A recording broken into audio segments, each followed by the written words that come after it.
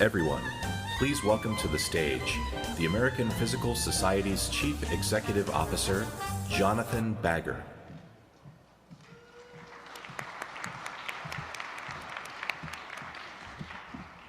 So good afternoon, and welcome to the Kavli Foundation Special Symposium.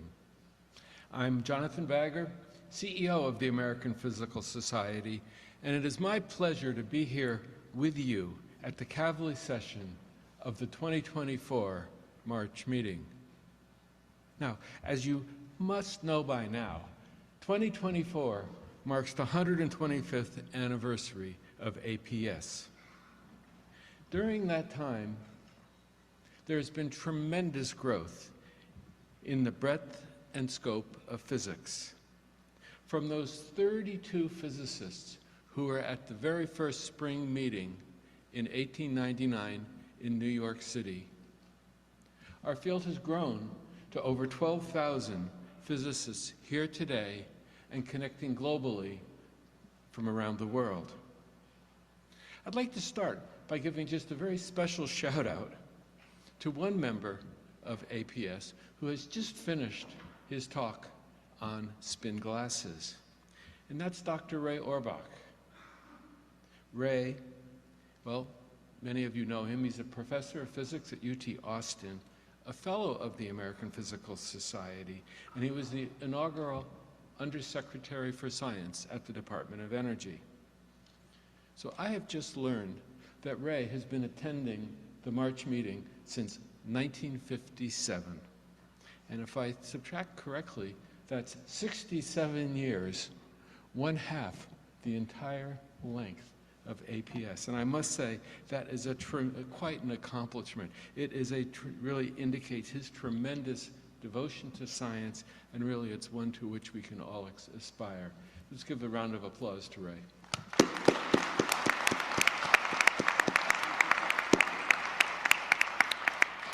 Now, are there any other people in the audience who've been to more than 50 March meetings? More than 50? Yeah. You bet. All right. 55. 50, we have a 55. Oh, there's another one. Where? Oh, how many? Quite a, how many? Over 15. Over 15, yeah. Good.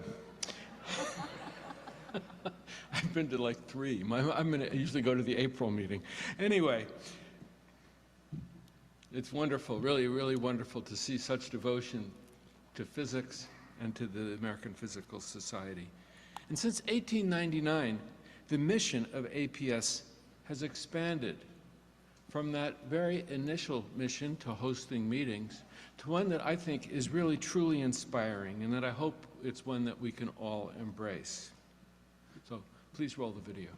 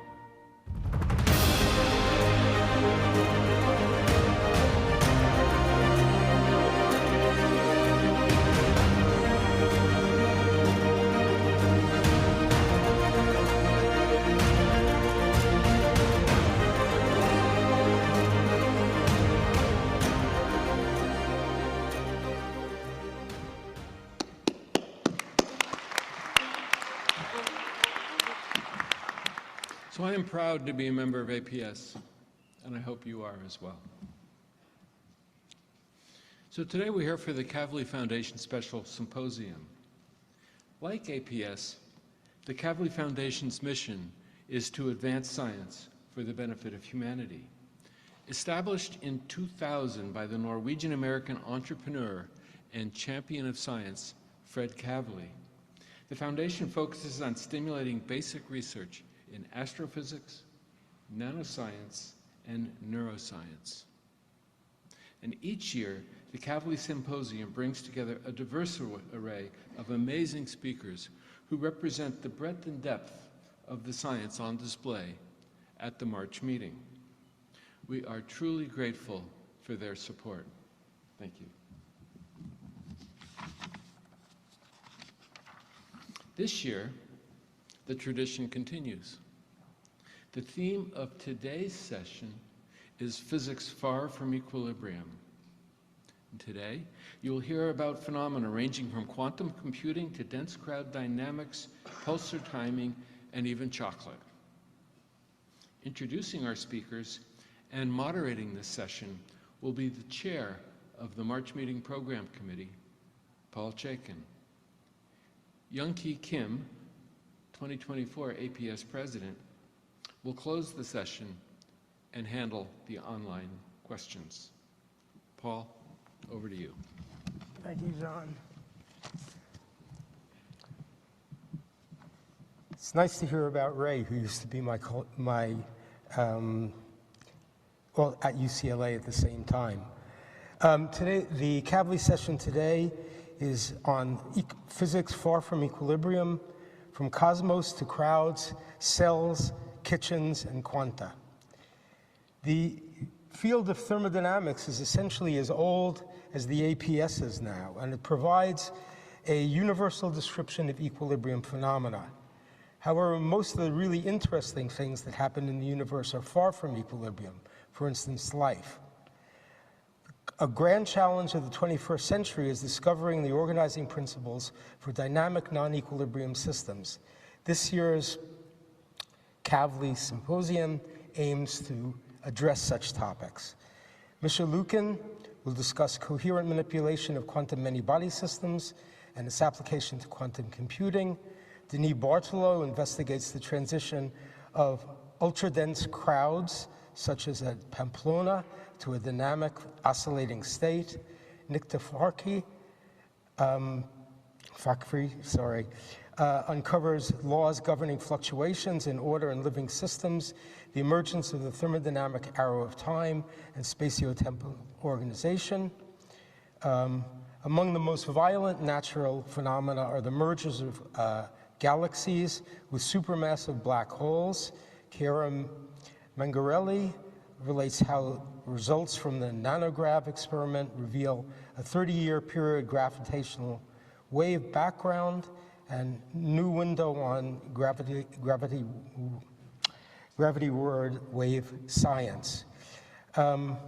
Finally, to sweeten things up at the end, Mary Leonard, Pia Sorensen, and Dave Weitz wrap things up with far from equilibrium experiments that you unknowingly probably do in your kitchen every day, part of their cooking and science class. Here the subject is processing chocolate and the many phase transitions it undergoes before its taste and texture are just right. At the end of each talk, we'll have 5 minutes for questions, and if you have questions for the speaker, you'll address them from one of the microphones along the aisles. Our first speaker today is Mikhail D Lukin. He graduated from the Moscow Physical Technical Institute and from Texas A&M University. In 2001, he became an assistant professor at Harvard, and 3 years later became a full professor. He's now Joshua and Beth Friedman University professor at Harvard. Ever since his thesis, his research has involved quantum coherence and its use in quantum computing, both theoretically and experimentally.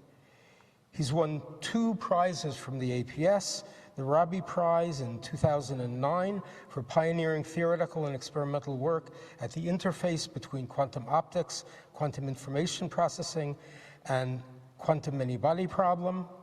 In 2022, he won the Norman Ramsey Prize in Atomic, Molecular, and Optical Physics for contributions to quantum information science, sensing, and physics, including the development, of Rydberg atom-based quantum simulators. Misha, usually our speakers after the Kavli Symposium go and have a dinner together, but Misha opted out this year because he has an event which should show up here, hopefully on the next slide. Here you go, which you're all invited to. It's a soccer match, okay, between the mighty atomic strike against the superconducting lightning. And if you want to go, you can sign up over there. Misha?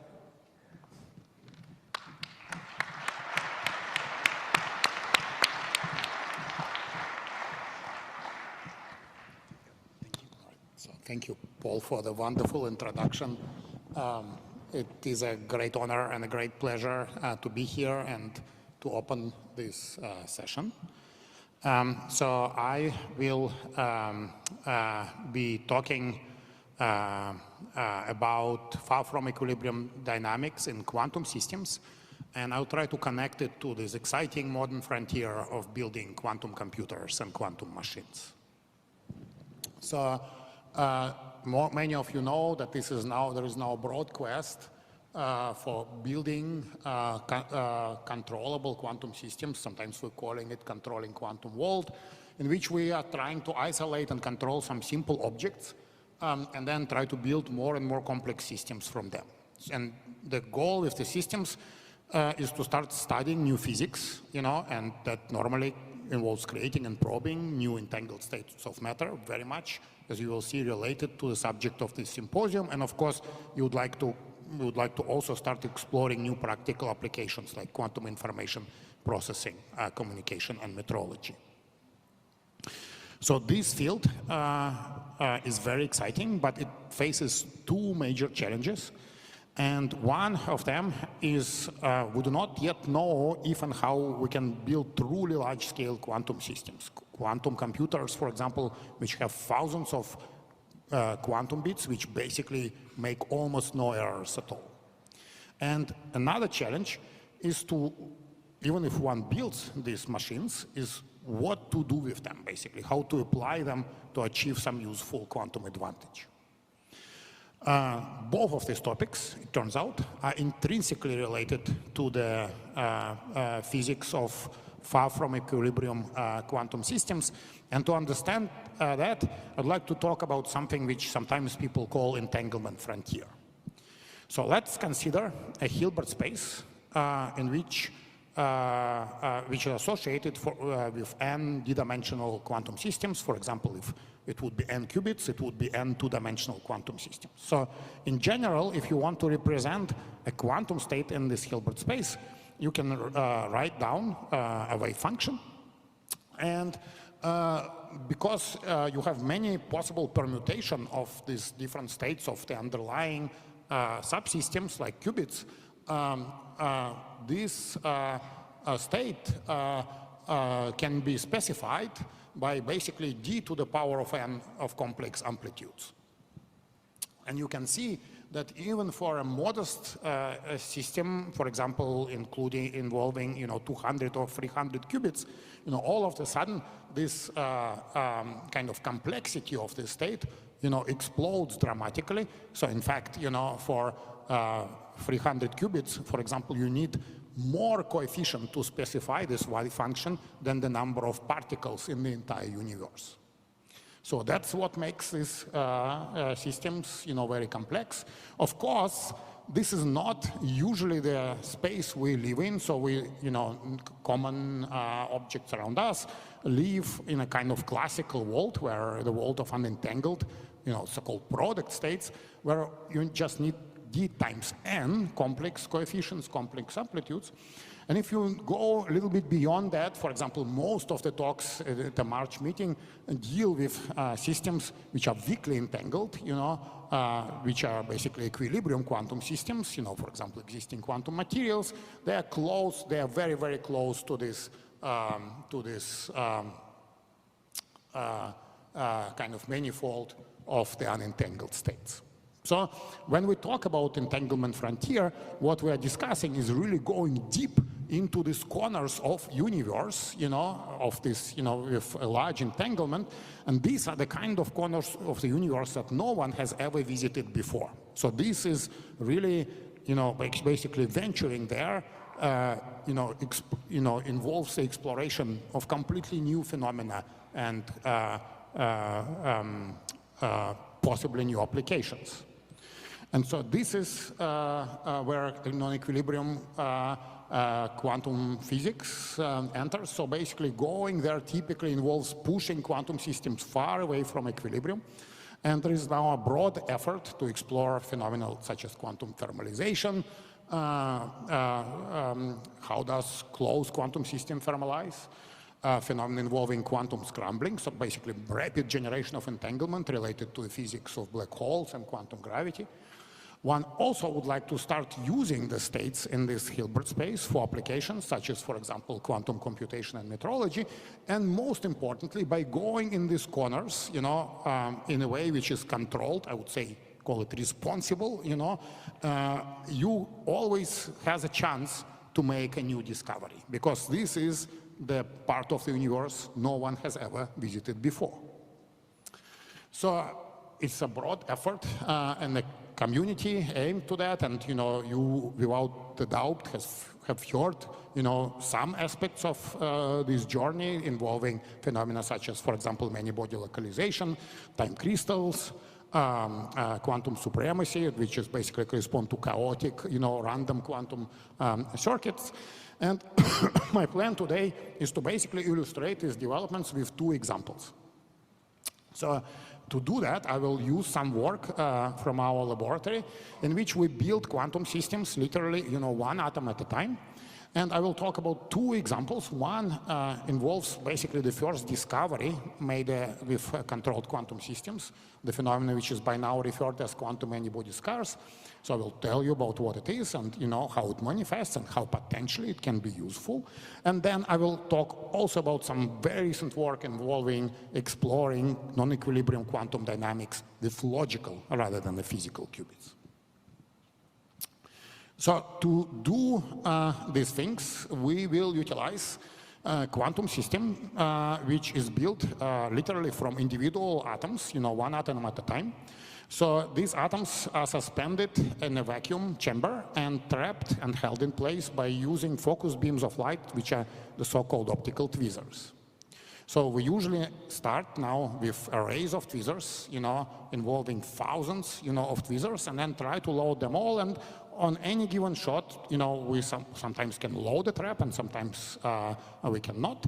The system has an entropy, and to get rid of the entropy, what we basically do is we take a picture of the atoms, figure out which traps are full and which are empty, and then rearrange the rest of atoms in a desired configuration.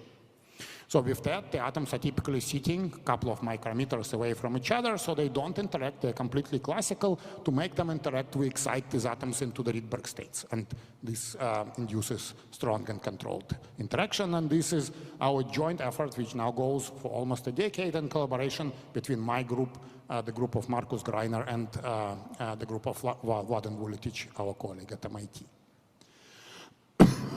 So I would like to just mention a little bit, in more details, this kind of step where we actually make the atoms interact. To do that, as I already mentioned, we excite them in the Rydberg states, and we like Rydberg states because they combine long lifetime and very strong interaction.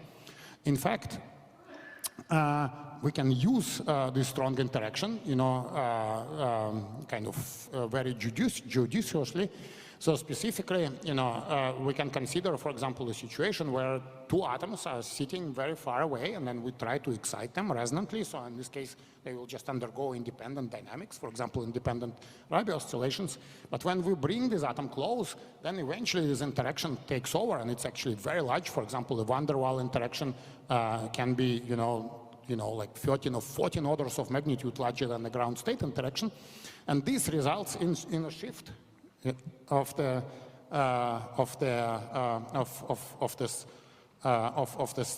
state, which can be very large, such that you basically are not able to excite more than one atom at a time. So this is a phenomenon which is called Rydberg blockade, and it actually allows us to, for example, entangle atoms, make them interact in a very robust way, in a way which is, insensitive, for example, to small fluctuations in atom positions and vibrations. So basically, kind of to summarize, what we will be doing is we will be building systems, from individual atoms, positioning them, and then shining laser pulses to change their internal states. And after that, we will basically take a picture of atoms in a state-dependent way, basically measure their final state. And by now, this is actually kind of a very exciting field. There is, over 200 experiments of this type are being built around the world, and at least 8 companies are trying to commercialize this technology.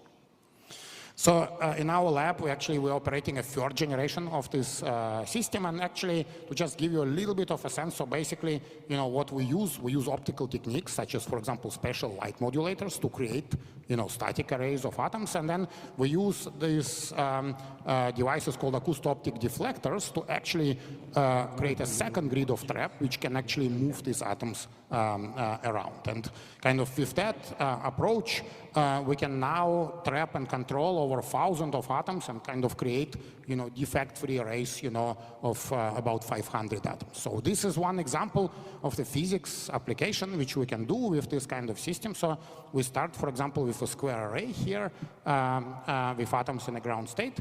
And we basically pick the Rydberg state and adjust the blockade such that, only nearest neighbors are blockaded. So basically, we cannot excite nearest neighbors together. So what we can do then, we can shine the laser light and change the laser detuning and start with the detuning which is negative, which favors all atoms being in the ground state, and then sweep this detuning, change it from negative to positive to basically excite as many atoms as possible, but we cannot excite nearest neighbors. So as a result, we create this kind of antiferromagnetic ordered pattern.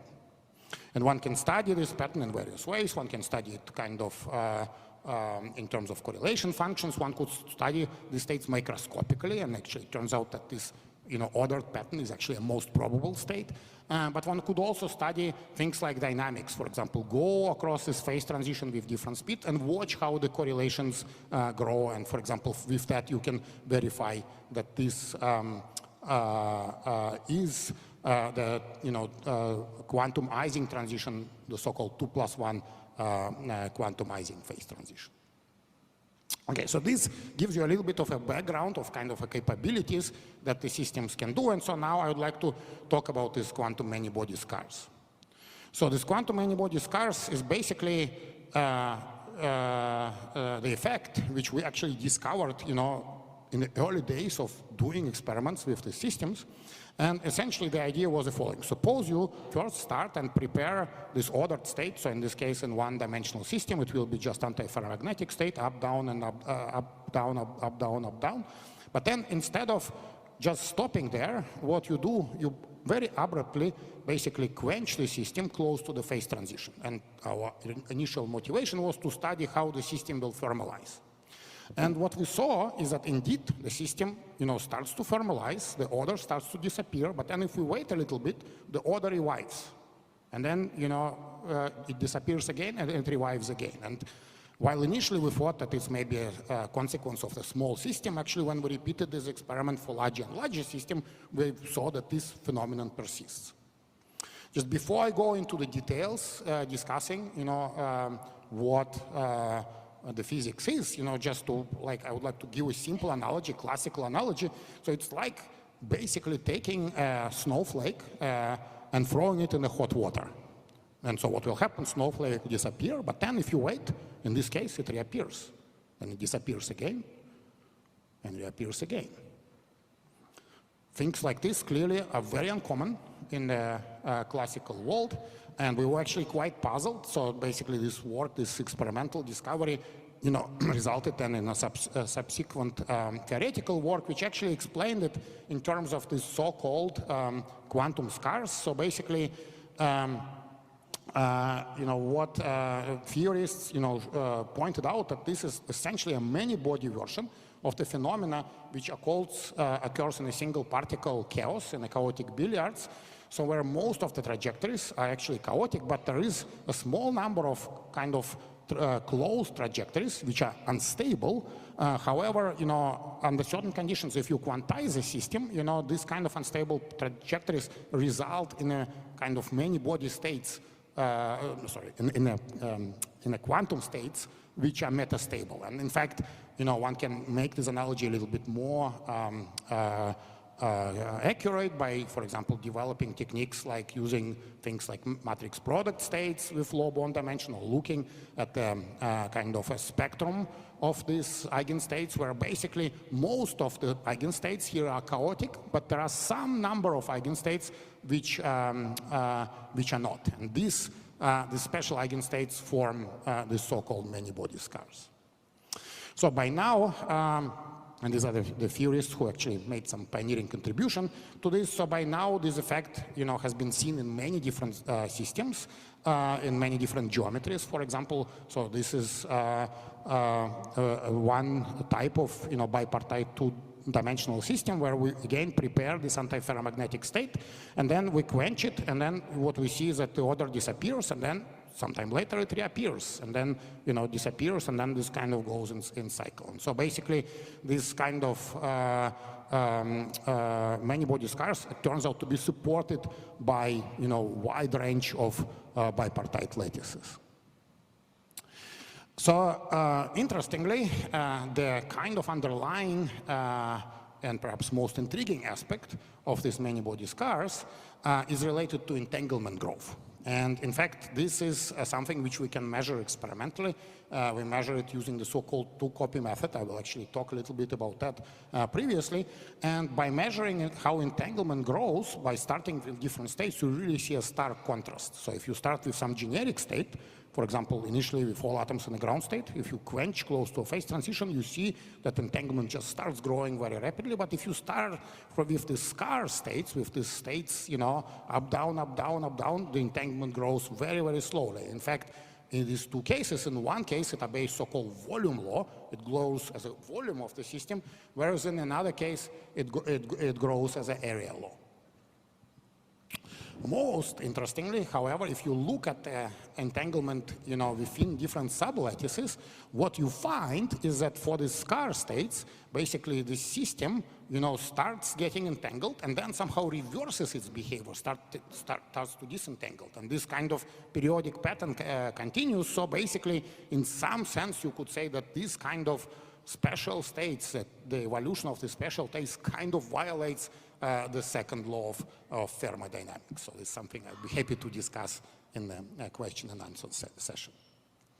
So there are various aspects of this many-body scars which are very interesting, and one of them is the fact that you can actually manipulate these scars with periodic drives. So far we just quenched the system to a fixed detuning. Now we will explore the situation where we quench the system to the point where detuning is periodically driven. And you would say, well, naively, this kind of periodic driving should actually hit the system, but it turns out there are examples, and this is the so-called time crystals, where this hitting does not occur, and as a result, the system starts displaying some kind of subharmonic response. It starts basically collapses and revivals with period, which is a multiple period of the drive. Remarkably, when we tried this with this kind of scar states, we immediately saw that this periodic driving dramatically improves the stability of these scars. And in fact, what happens is that, the frequency of these scar revivals locks to the half of the frequency of this periodic drive. This phenomenon is very robust, and it actually occurs in a wide variety of system geometries. And actually, it turns out that there is an explanation for that. It can be explored in something which is related to the concept in NMR called spin echo. But in this case, it's a many-body echo. So it turns out that this kind of Rydberg Hamiltonian, to a leading order, it has a particle Hall symmetry. So basically, if you just apply the detuning, which kind of gives you a pi phase shift in between some evolution time, so you can perfectly time reverse the evolution of this Hamiltonian. But moreover, in this case, when you start with a scar trajectory, this revival turns out to be extremely robust. And so it can be observed over a wide range of frequencies. It also observed for a wide range of for example, spatial, separation between the atoms. And this actually is a really many-body effect, so you require a system of certain size for that to take effect. So you could ask, okay, so this is all very cool, but how can it help humankind? Is it useful? And this is something which actually we are working on now.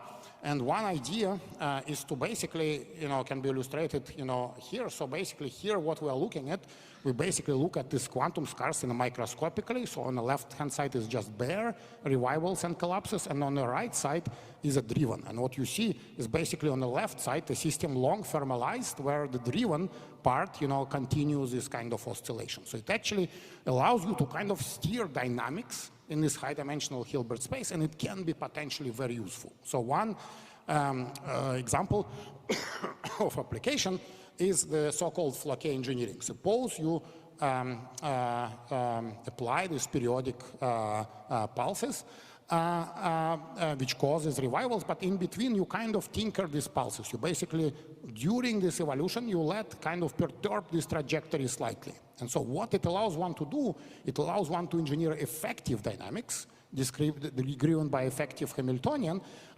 where basically you can, for example, effectively generate things like, for example, like multi-body interaction or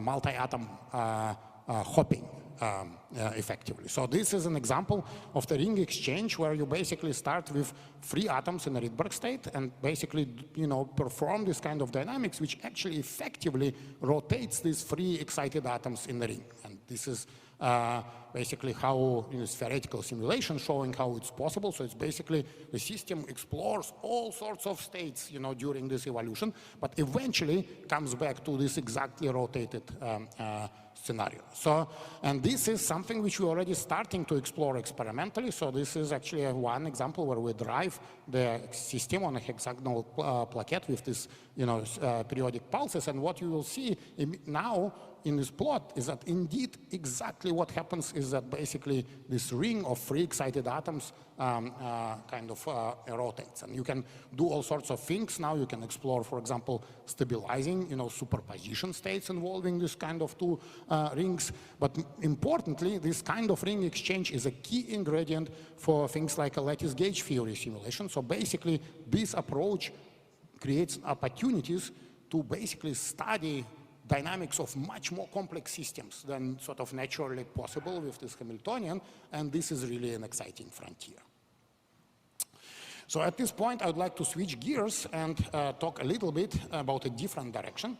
And this is part is related to a topic which is called quantum error correction, which is perhaps one of the most important topics in this entire business of building quantum computers. So there is now a parallel session which is devoted to 30 years of the Shor's algorithm, and I'm very confident that many of the talks in this session are focusing on this. And so the point is that basically when you do operations, physical operations on qubits, you always have small probability of error. Right now, it's around 10 to the minus 2, 10 to the minus 3. But for example, to implement a large-scale algorithm, you need this error to be 10 to the minus 9 or below.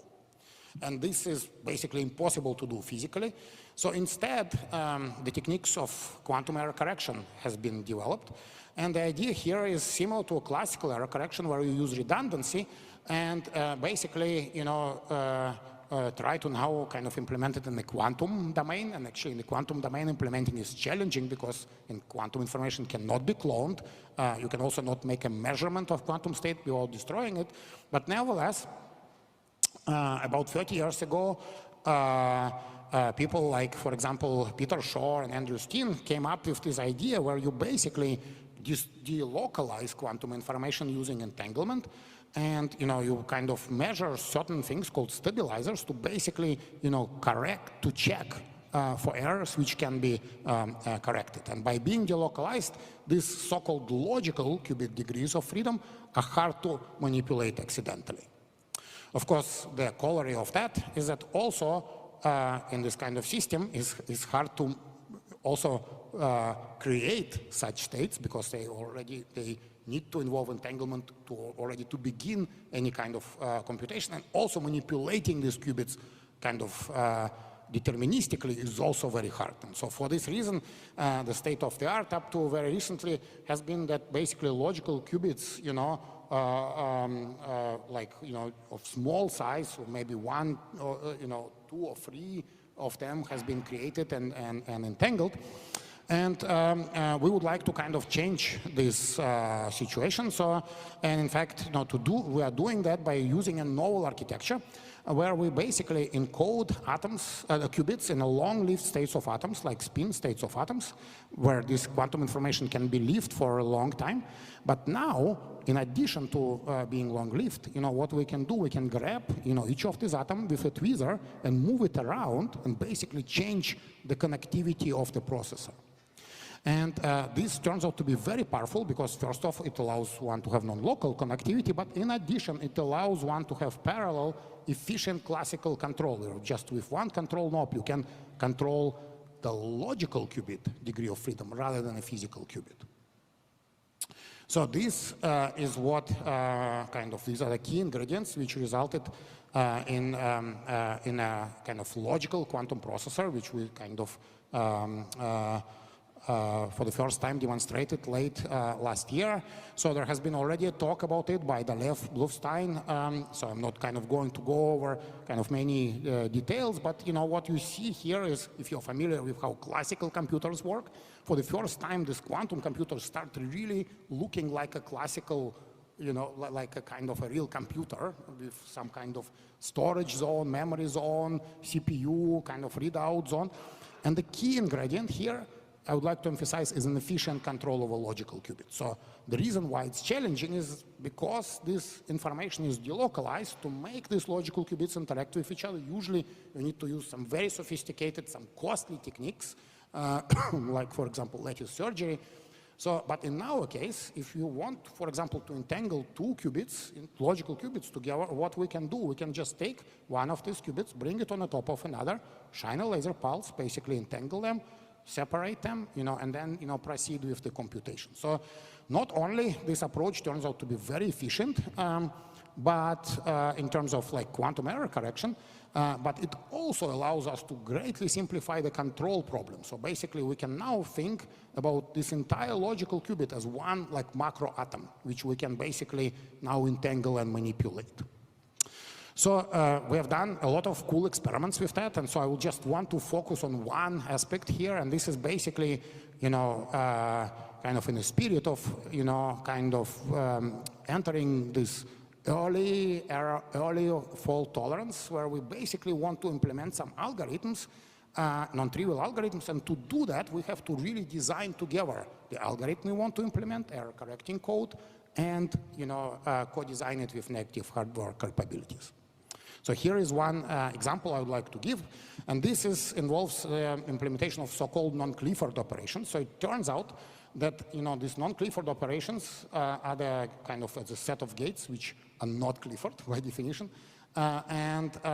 These are the gates which are actually very hard to implement on the logical qubits, because logical qubits basically involve kind of a digital, almost like a digital nature of the processing. And basically this non-Clifford operation is, for example, they correspond to phases which are rotations which are irrational, so which are actually not native, it's actually hard to implement natively. So in general, this actually is very costly, but one could ask a question, can one actually, efficiently generate a lot of this so-called quantum magic, that is non-Cliffordness of this operation? And actually it turns out the answer is yes, and for that you need to use three-dimensional codes.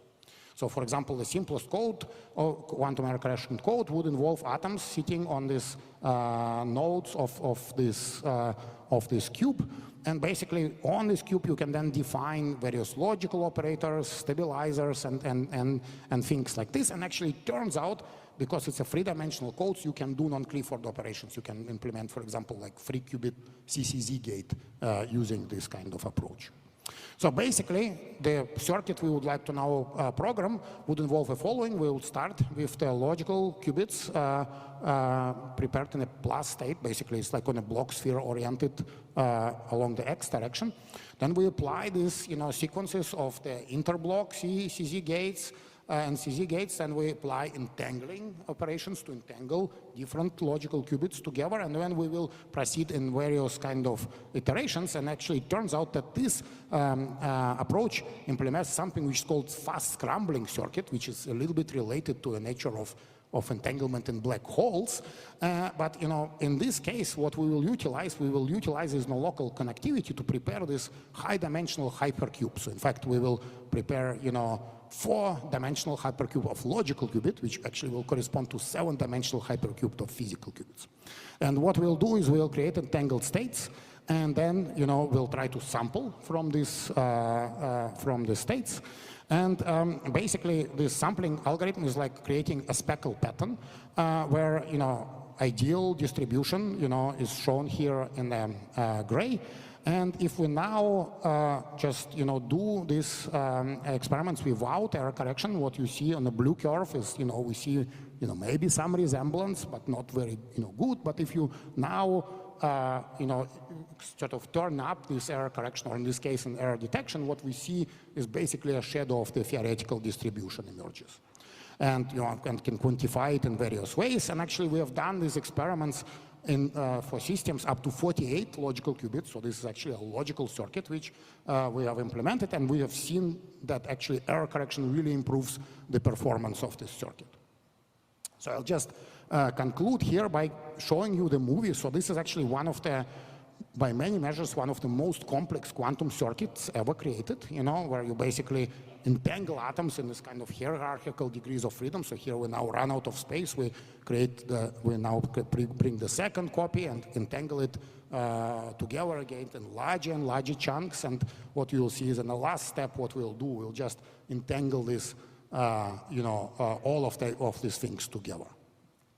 And so basically, in this kind of circuit, you actually generate a lot of entanglement, and it turns out that we can measure this entanglement by basically doing now 2 copies with the logical qubits and watching how entanglement grows. And quite remarkably here, it's the fastest growing entanglement scheme. So what you see is if you increase the system subsystem size, the entanglement first grows, but then eventually it stops growing because the entire state, the entire system is still in a pure state when you use this error detection and techniques. Okay, I hope I convinced you that this is really an exciting frontier, involving, dynamics, building quantum computers. So I think I used up my time here. So, and, I have some advertisement for, to kind of mirror what Paul has said. This actually is a tradition, which will have a hockey game. It's a 3rd already. And everyone is welcome. It's kind of very friendly despite this professional appearance. We in the past used to print some numbers corresponding to kind of largest number of qubits in superconducting and atomic physics systems. But of course now it's a new era. So when you print this number, you don't know if it's a physical qubits or logical qubits. So with that, I would like to thank all of the people whose blood and sweat resulted in this work, and thank you for your attention.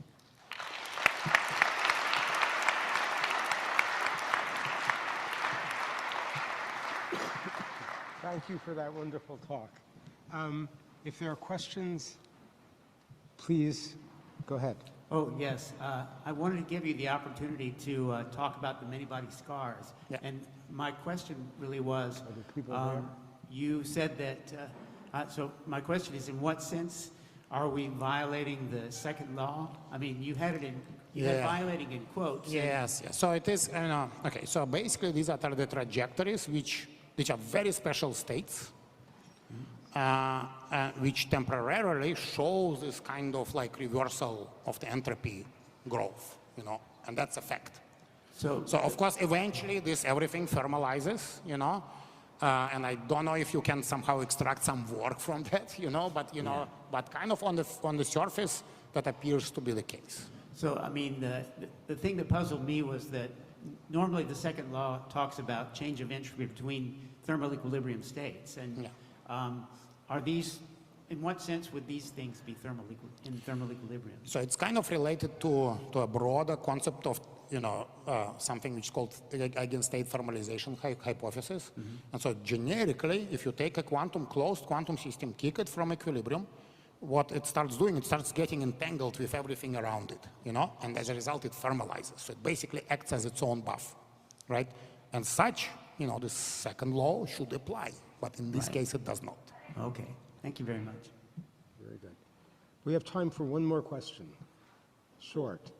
Thank you for your talk. I was just curious, at the end of the many bodies scar section, if you could say a little bit more about how much control we have over the rotation process of like what you're showing on the screen here. Yeah. And I was curious if that process is like Markovian or non-Markovian. No, so this process is completely coherent, and in fact, we already have seen that we're using this process, we can actually really stabilize coherent superposition. So, and I mean, it is a question, what type of interactions you can engineer, so we don't know the answer, but, but that's the current frontier. Cool, thank you. Let's thank Misha again. That's all the time we have. Thank you. Great.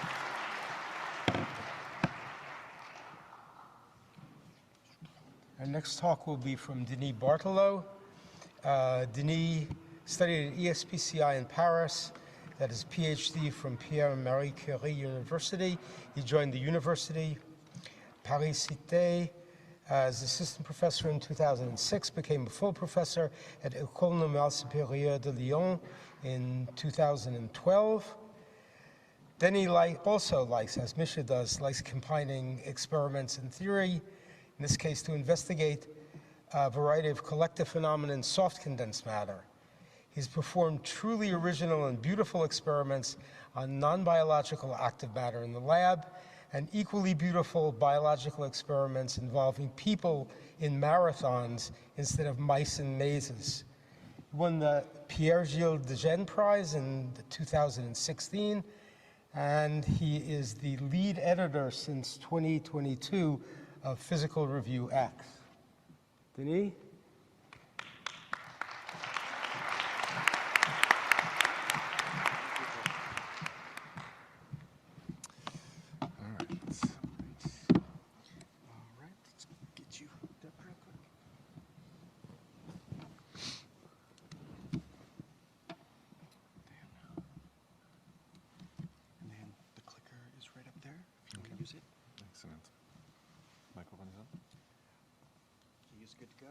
Okay.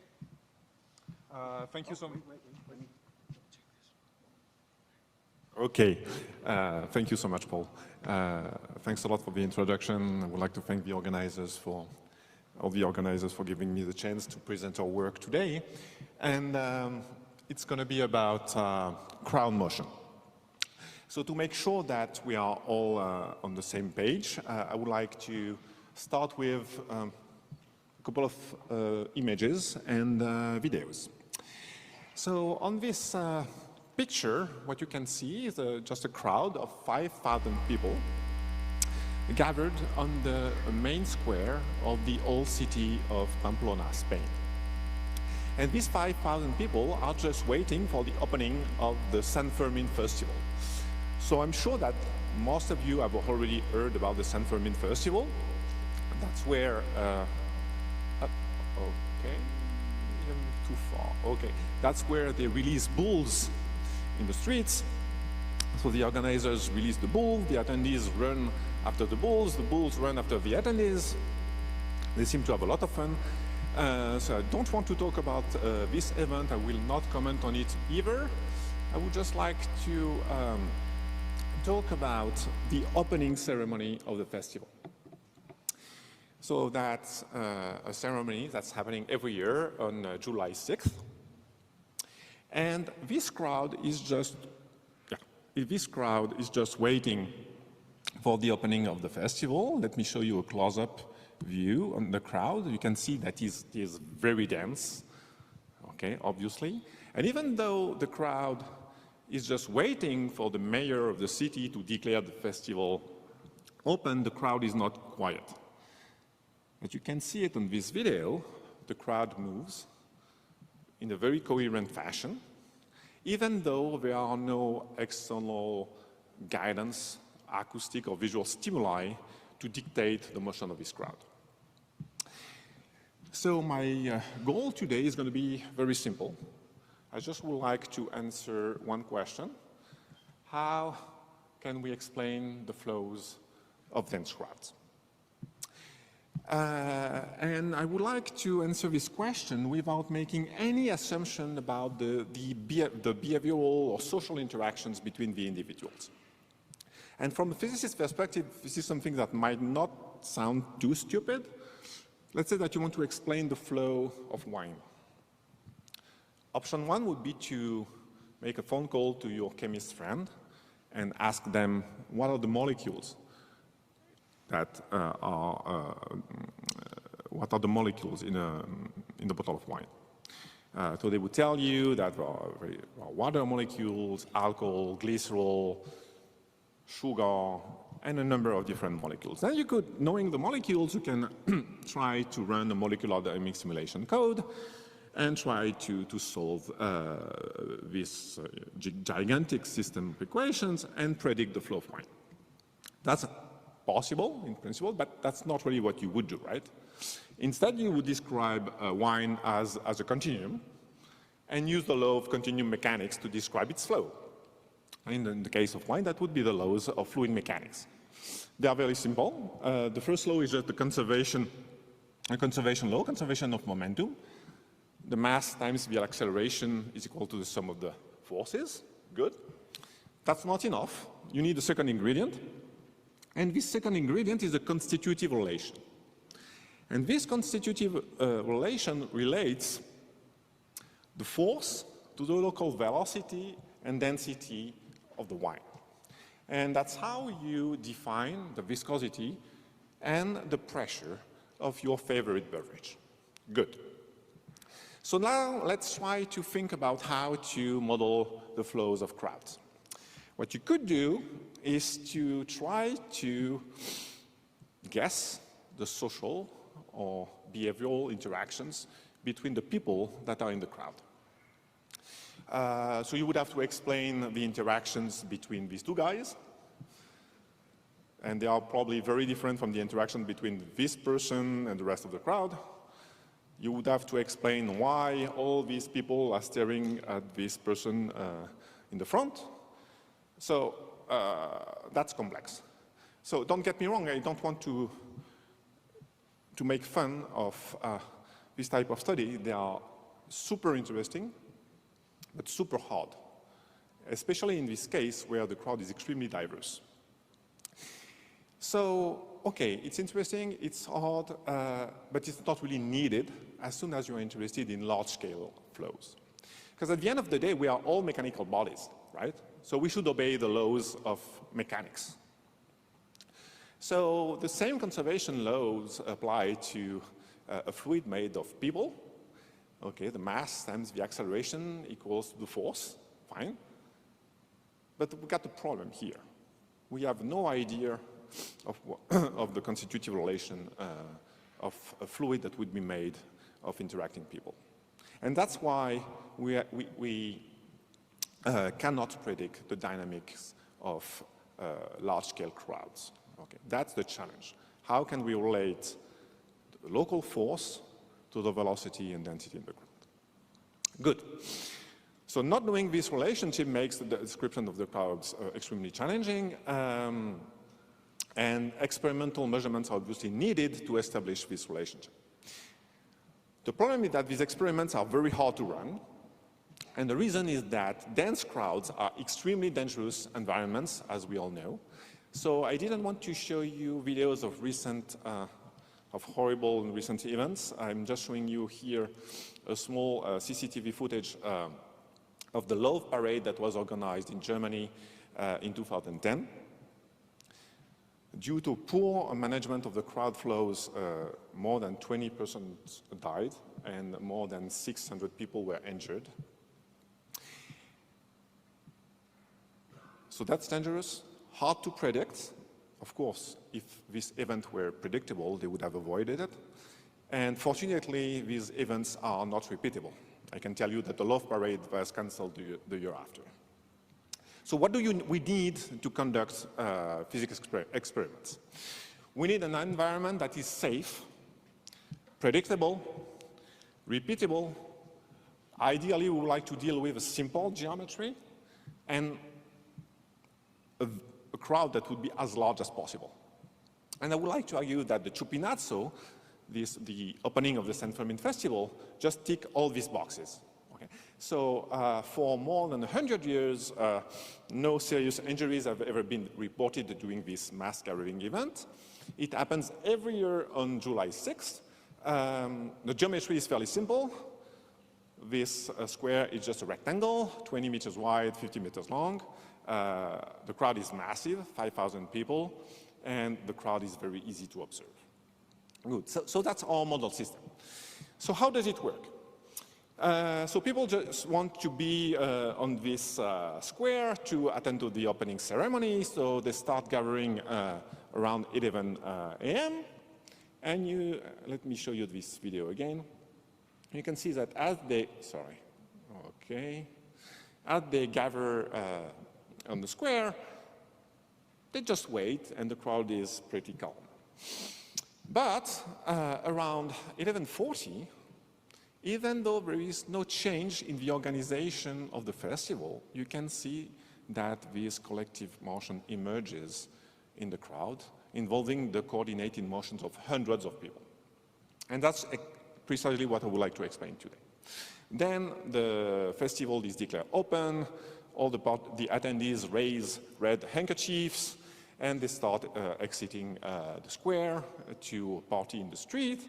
Some orchestras help them exploring the city of Pamplona, but these two steps are not the one I would like to discuss today, because in these two steps, the crowd is externally guided. I would like to concentrate on the dynamics of the crowd when this dynamics is just spontaneous. Good. So now we need to go from measurements from observations to measurements. So first thing, we have been lucky to be allowed to set up some cameras on the two highest building in this area. So we actually had to climb on the roof of one of the buildings. We had to dismantle a balcony to set up the cameras. And we got very nice 4K images of the crowd.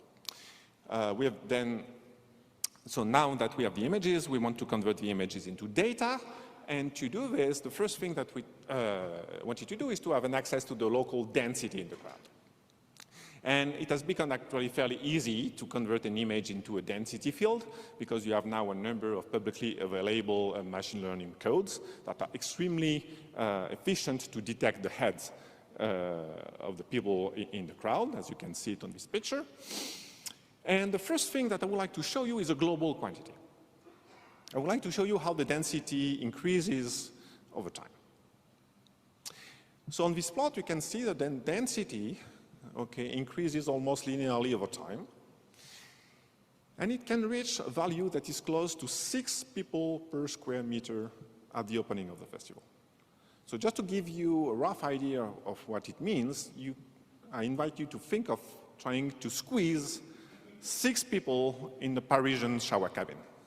Okay? That's a lot of people. So we can also have access to local quantities, namely the density field. You can see that at early times, the density is fairly homogeneous and not very high. And at late times, you can see more density fluctuations.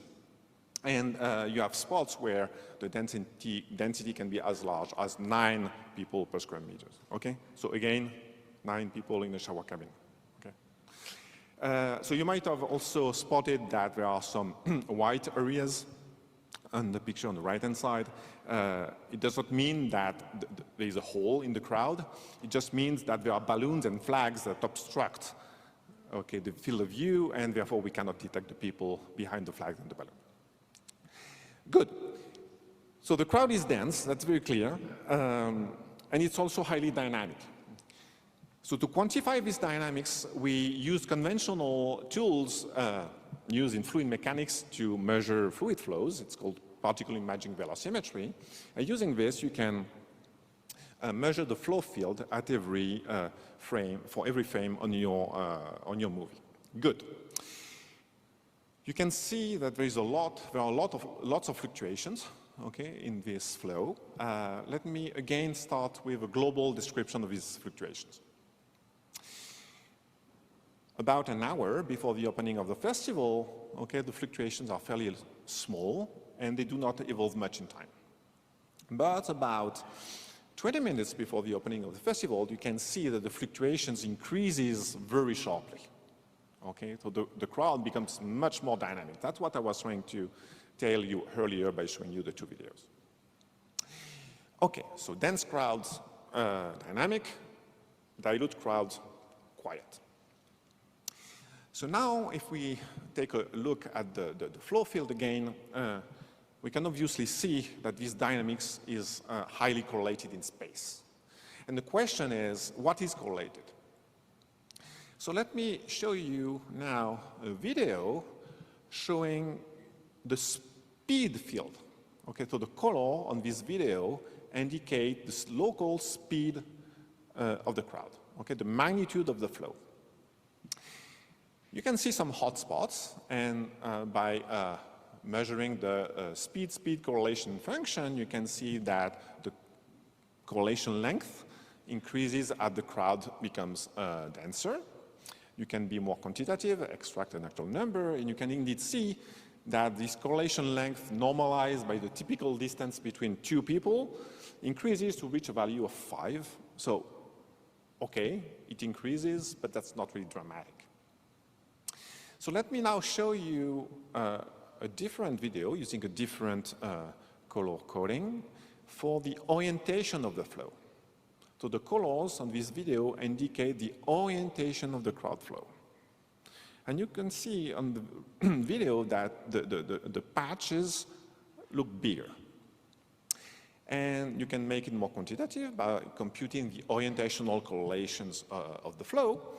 And from the correlation function, you can extract the correlation length, and you can see that the variations of the orientational correlation length are markedly different than the speed correlation length.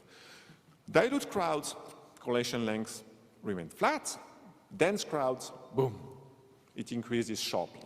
And it reaches a value that is pretty large, and it's actually easier to get a sense of the extent of the orientational correlation on this picture, that shows a circle having a radius equal to the correlation length at the beginning of the San Fermin Festival.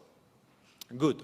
So we are talking about a group of more than 400 people all moving along the same direction, even though they are not externally guided.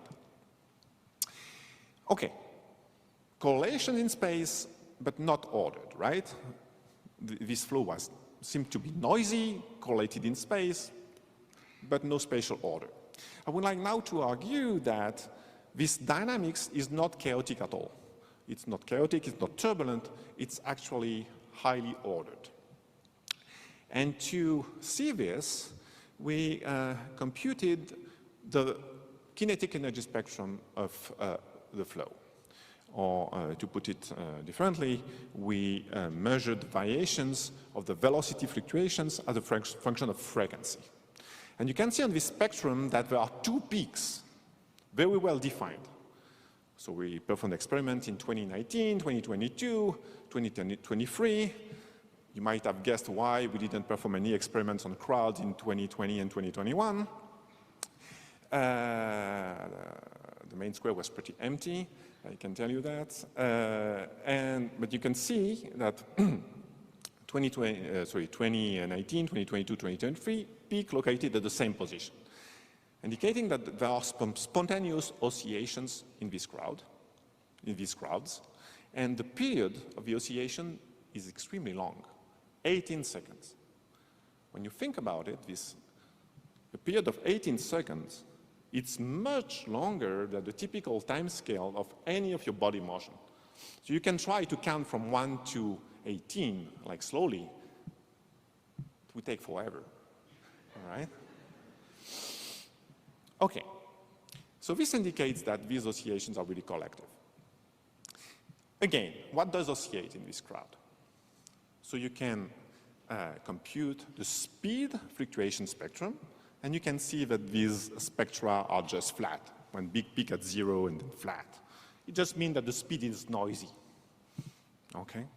However, when you compute the orientational fluctuation spectrum, you recover the two peaks at the same frequency, meaning that the direction of the flow oscillates in dense crowds. So, okay, we have oscillations in the flow when the crowd is dense. How does the oscillation period evolve in time or as the density increases in the crowd? So what I've showed you so far are data corresponding to the densest possible crowds, peaks, oscillations, good. Let me show you the kinetic energy spectrum for a very dilute crowd now. You can see that the spectrum is really flat, no oscillations at all. So to detect the onset of collective motion, you can actually locate the maximum of the spectrum with spectra, and you can see that there is a very sharp transition, okay, about 20 minutes before the opening of the festival, and this corresponds to a situation where the crowd density reaches a value that is 4 people per square meters. When the crowds become denser than 4 people per square meters, they start oscillating. And this sharp transition exactly coincides with the point where we observed an increase in the overall kinetic energy, meaning that most of the dynamics of the crowd is controlled by these spontaneous oscillations. Good. So what does it mean in terms of people trajectory? I've just told you that the velocity field fluctuates in time. So how does it translate into in the language of Lagrangian trajectories? So as you can see, we can track the position of all the individuals. Okay, I'm only showing you a handful of trajectories, and you can see they are all composed of closed loops, right? So these oscillations correspond to orbital motion of the people in these correlated patches, okay? So if the people moves along closed loops, it means that their trajectories are chiral. So the question now is this chirality explicitly broken? Are the trajectories chiral because we are chiral bodies? Is it because our social interactions are also chiral? And the answer is no. On this plot, what you can see is an image of the region of space where the motion, the orbital motions, goes in the clockwise or in the counterclockwise direction. So you can see that the distribution here, that the clockwise and counterclockwise orbits are evenly distributed, and they evolve in time. Okay, so this chirality is not built in. Okay. Either in the geometry of the system or in the very nature of the elementary units of our active fluid. Good. So this chirality, this handedness is correlated over very large scales, but there is no explicit breaking of the parity symmetry in this system. Good. So that's a lot of observations. Question now, can we explain the emergence of these collective oscillations? And the answer is yes. And to do it, I would like to go back to the mechanical picture I've introduced at the very beginning of my talk. Okay, we obey two conservation laws. Okay, like crowds obey two conservation laws. For instance, you obey mass conservation. Maybe not. Since the beginning of my talk, some people might have exited the room. Okay, but now we are all obeying mass conservation. We also obey momentum conservation. Okay, good. I would like to make my life simpler and focus first on a mean-field description of the crowd dynamics. Okay, so I'm going to consider one correlation patch. Okay, and describe the dynamics of this patch. Okay, seen as one gigantic particle. Okay, so this piece of crowd, okay, obeys Newton's law. That's as simple as that. The mass times the acceleration equals a body force. What's this force? That's the friction on the ground, right? And you can decompose this friction into two terms, okay? So if I want to move Paul and Yankee, okay, across the stage, I would have to push them, okay? I'm not going to do that, okay? Don't worry. And they would resist, okay? So there's a drag.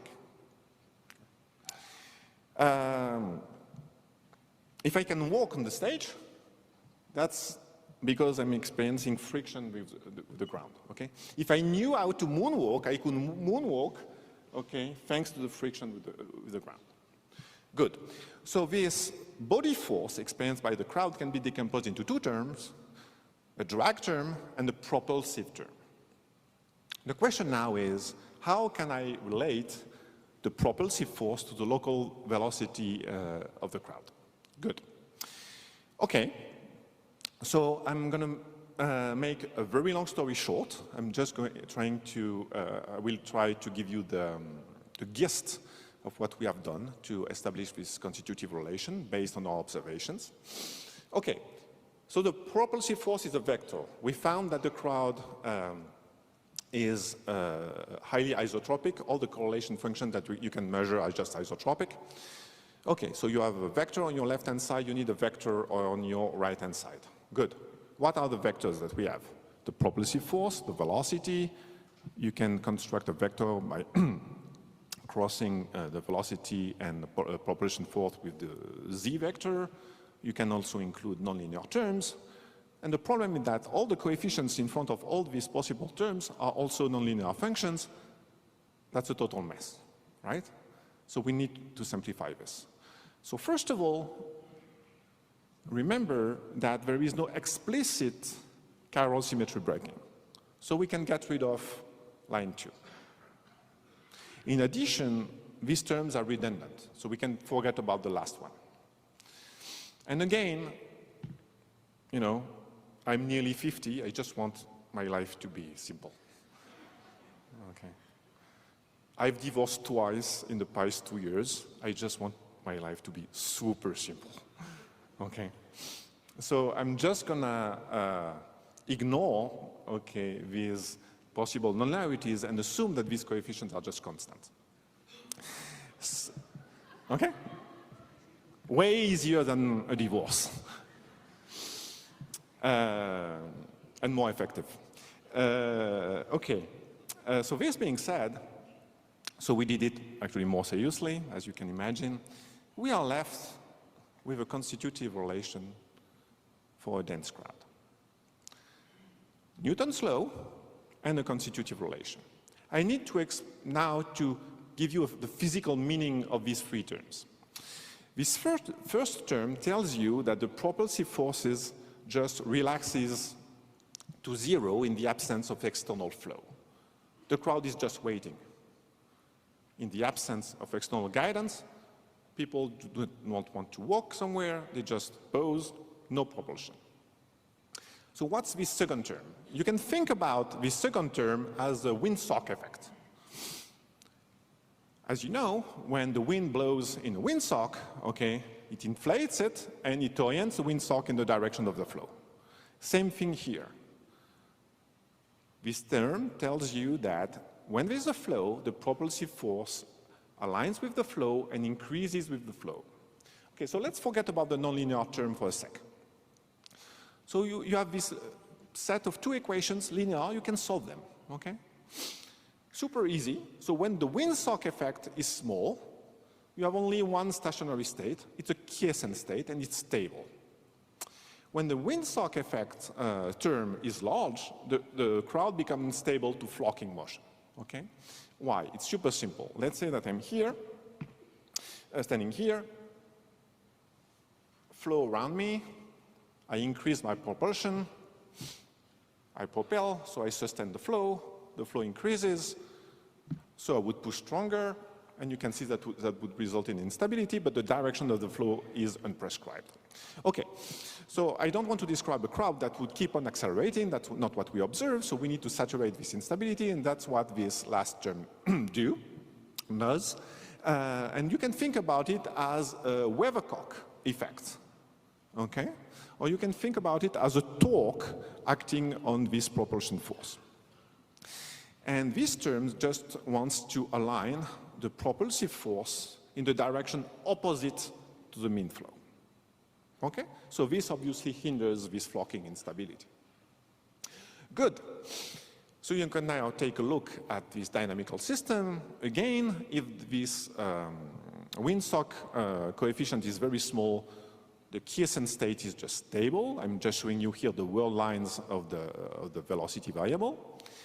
But if the windsock becomes too large, okay, if self-propulsion emerges, you end up in a state where you can find two periodic orbits with two opposite handedness. And the two orbits are, of course, equally probable. If you just add a little bit of noise to these dynamics, okay, you would find indeed that the trajectories are closed orbits of alternating handedness. The statistics of the handedness of the orbits is, of course, evenly distributed, as we observed in our experiments. You can also compute the orientation and the speed spectra, okay, and you can compare it with our experiments, and you would see exactly what we observed. Orientational oscillations, but just a noisy speed with no temporal order in it. And that's exactly what we observed, again. So at the end of the day, by discovering that crowds self-organize into macroscopic oscillators, we have been able to construct a mechanical description to explain their flows. So to conclude, I just would like to give you a better sense of what this mechanical law is. And it's easier to think about it if you think about the limit where this propulsive force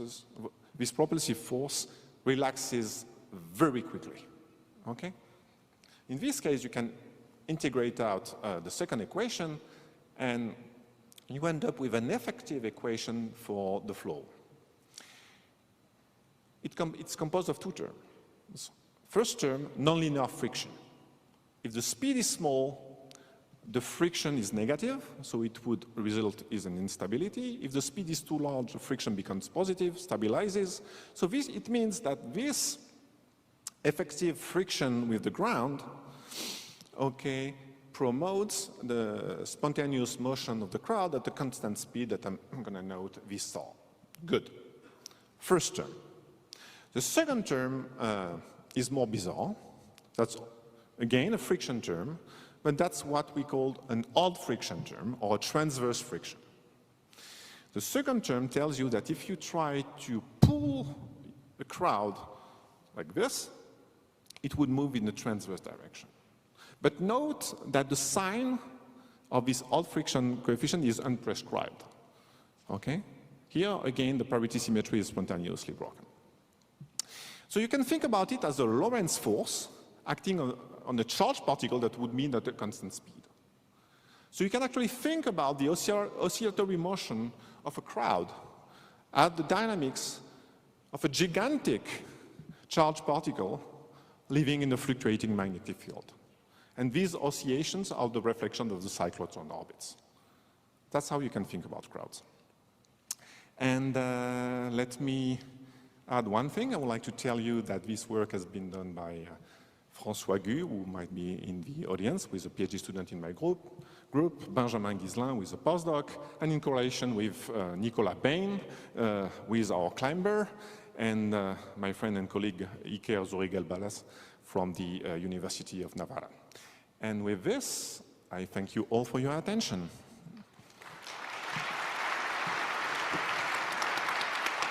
Thank you, Denis. Are there questions? Over there? Okay. Thank you, Denis, for the fantastic talk. I have a simple, provocative question. So your dense crowds, are there flowing active liquids or deforming active solids? At this stage, it's not provocative at all. That's a very good question. So as any material, it depends on the time scale at which you are probing the dynamics, okay? To give you a more quantitative answer, I would need to probe this time scale. That's exactly what we are doing at the moment. So in a couple of months from now, I can give you a more quantitative answer to your question.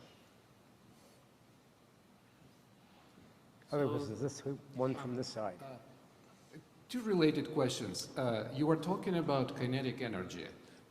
What do you mean exactly? Velocity fluctuations. Like well, energy is a number, right? What is kinetic energy? What is kinetic energy? Yes. Okay, that's the square of the velocity. Okay. Can you show again the slide with the distribution of kinetic energy? Of course. This one? Yeah. No, that's not this one. It looks the same, but it's not this one. Right. Yeah. So if kinetic energy is just v squared and the speed is just the absolute value of v, how do you go from one to another? Where do the two peaks, how they transform into one? How do the two peaks? Oh, okay, that's a real function. Okay, that's a Fourier transform of a real function. Okay, so you do want this function to be symmetric. That's as simple as that. But v squared and v are both real functions. Now, v is a vector. Sorry. Kinetic energy is v squared, right? Right. That's a number. Yes. V is also a number. Yes. They're both symmetric. Yes. So why is there one has two peaks and the other one peak? Okay, I get it. This, right? This, okay, good.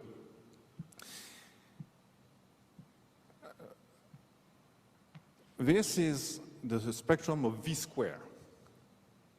Well, actually, that's not the spectrum of V, that's the spectrum of V square, okay? And the other one is a spectrum of V scalar V. The fluctuations in the velocity, okay, can have two origins. Okay, you can either change V square, okay. This is just a Fourier transform of a correlation function. Let's think about it in the time domain, not in the frequency domain, okay. If you have a fluctuation in the velocity. But maybe before you go to that, what is the difference between one V square and the other V square? Okay, so again, the first one is the Fourier transform of the velocity correlation function. The second is the Fourier transform of the speed correlation function. I cannot be more accurate than that. Thank you. Let's take one more from this side. Hello. So, Over there. Oh, sorry. Okay, that's a big room. Thanks for the talk. So my question is, so you showed this chirality basically. Did you try to describe the chirality as a field and see the dynamics of the chirality field? And if there is any way in the future that you can break these symmetries or? Okay, so this movie shows you exactly the evolution of the chirality field. The color is the handedness Okay. Did you try to make a theory, like a model B dynamics, for instance? Ah, okay. All what I've shown you today is about mechanics. Okay, so no spatial variations. Okay, that's 1 degree of freedom. Okay, we are definitely working on the continuum mechanics. I would then be able to answer the first question, whether it's a fluid or a solid, and I might be able to answer your question as well about the dynamics of the chirality field. All right, thanks. Okay, let's thank Denis again. We have to move on.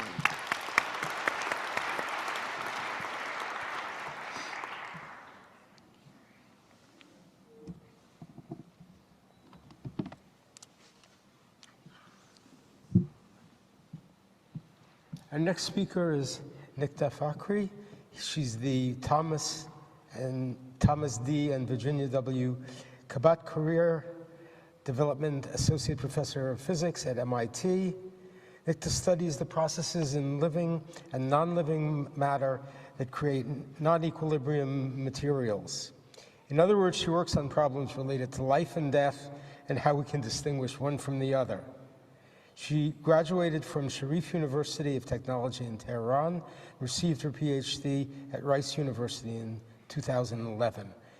In 2022, she received the Early Career Award for Soft Matter Research from the American Physical Society for groundbreaking and inspiring developments in probing and analyzing biological patterns as emergent non-equilibrium systems, elucidating how molecular scale processes form cooperative functional structures at cellular and organismal scales. Nikta?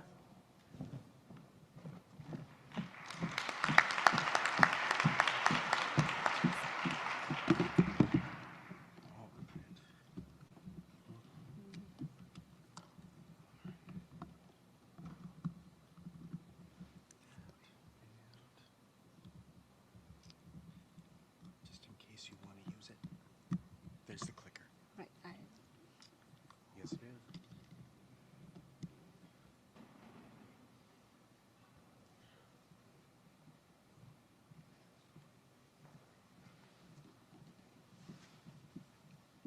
Okay, so first of all, Paul, thank you so much for the introduction and also giving me this incredible opportunity and honor to be a part of the Kavli Symposium this year.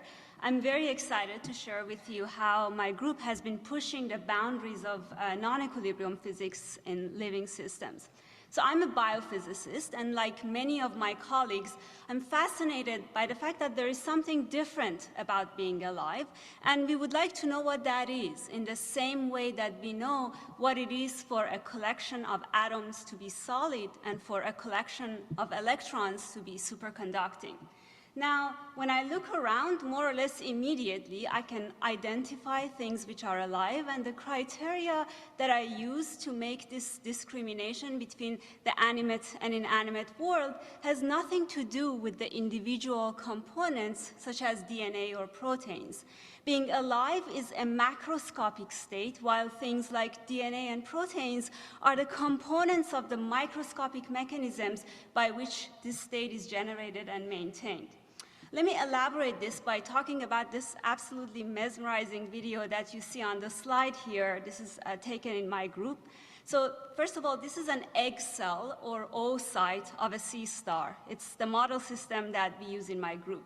Note that this is a very large cell. It's about 200 micron in diameter. And what you see is self-organized patterns of millions of nanometer scale signaling proteins that orchestrate a very important process at the macroscopic scale, namely cell division. So this cell has to divide in half. And of course, the ability to divide is a hallmark of life, at least as we know it. Now, individual proteins, being typically nanometer in size, remains beyond our, it's beyond our observation to be able to observe them. And the majority of us may not even know what they are, but we can all appreciate the fact that long wavelength patterns that span the entire surface of the cell propagate from one side to the other side. They self-organize from one state to the other state. And this happens while the egg cell is continuously consuming fuel and dissipating energy. And it's very far away from equilibrium.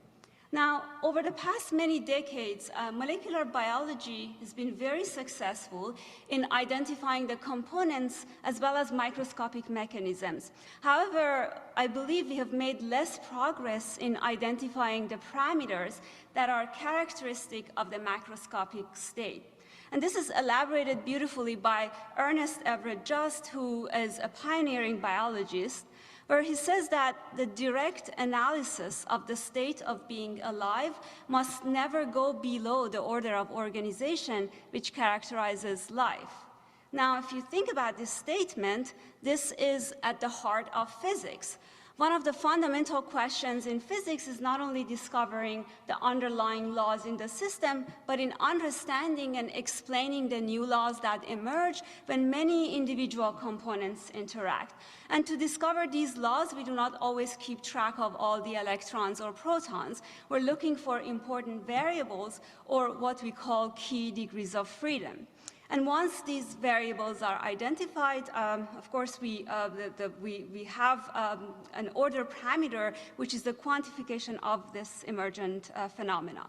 Now, in equilibrium physics, this concept of order parameter has been very powerful, and it plays a crucial role in defining a wide range of phenomena. I think a famous example we all know from freshman physics is magnetization.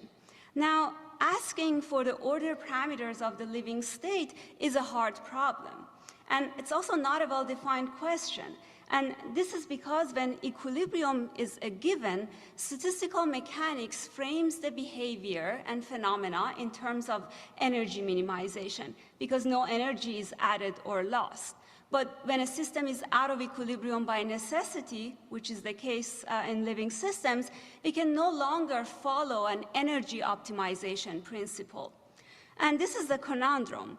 Can we identify general principles that can guide us in developing a physics of living systems and self-organization in any other active systems that can reach the same level of predictive power that has been the standard that we are used to in any other area of physics? And of course, this is the challenge that we have set out to address. To do so, we develop experimental tools to observe and identify non-equilibrium degrees of freedom. We develop data analysis frameworks to define order parameter fields and to identify the broken symmetries. And more importantly, we develop theoretical frameworks which have this power of prediction, and they can give us this killer experiment which can teach us something important about the system. Now, the ultimate hope is that the concepts that we develop are system independent. Of course, that's another thing that's at the heart of physics. We like universality. But we always need model systems with rich phenomenology of self-organization principles. In other words, we need hydrogen atoms. So hydrogen atom has served as this quintessential test case to understand quantum mechanics, nuclear behavior, all the way to phenomena such as Bose-Einstein condensate. So the hydrogen atom of this talk is the O site or X cell of the C star. And first of all, this is one of the oldest known developmental biology model systems. And the reason that I find it quite mesmerizing is because multicellular development, starting from this single cell as it has evolved over the past billion years, is truly a marvel in the realm of self-organization and information processing. The processes need to be orchestrated in space and time to give us robust outcomes. So let me briefly take you on a journey in space and time to showcase some of the broken symmetries that we have identified and the emergent phenomena that we have discovered. I would like to talk about all of them, but in the interest of time, I will only focus on one in particular. But let's start with what's arguably the most important broken symmetry, which is the defining feature of systems far from equilibrium, and that's time reversal. And we have shown that fluctuations at the smallest scale, intracellular scale, encode thermodynamic arrow of time, and we have leveraged this fundamental relation between thermodynamics and information theory to be able to identify spatial temporal scales of dissipation in these complex systems. Now, moving up the scale as well as complexity, we have been able to show how biochemical signaling proteins self-organize at the cellular scale. You get these absolutely amazing patterns, and how cells actually use these patterns to perform computational operations, for instance, to identify what their shape and geometry is. But today, as I said, I'm going to focus on one particular symmetry, which is at even a larger scale, and I'm going to talk about parity breaking, so chiral symmetry breaking, and I will talk about our recent discovery of odd elasticity in a living system. So odd elasticity, as you will see, is the broken symmetry of the response of the system, and it happens in systems where you have time reversal symmetry breaking, non-reciprocal interactions, and of course, these are features that are abundant when you look at non-equilibrium systems. Okay, so let me introduce you to the star of this talk today. So this is a fertilized starfish embryo. I will start the video, and you can see that the cell is undergoing, this embryo is undergoing first cell division.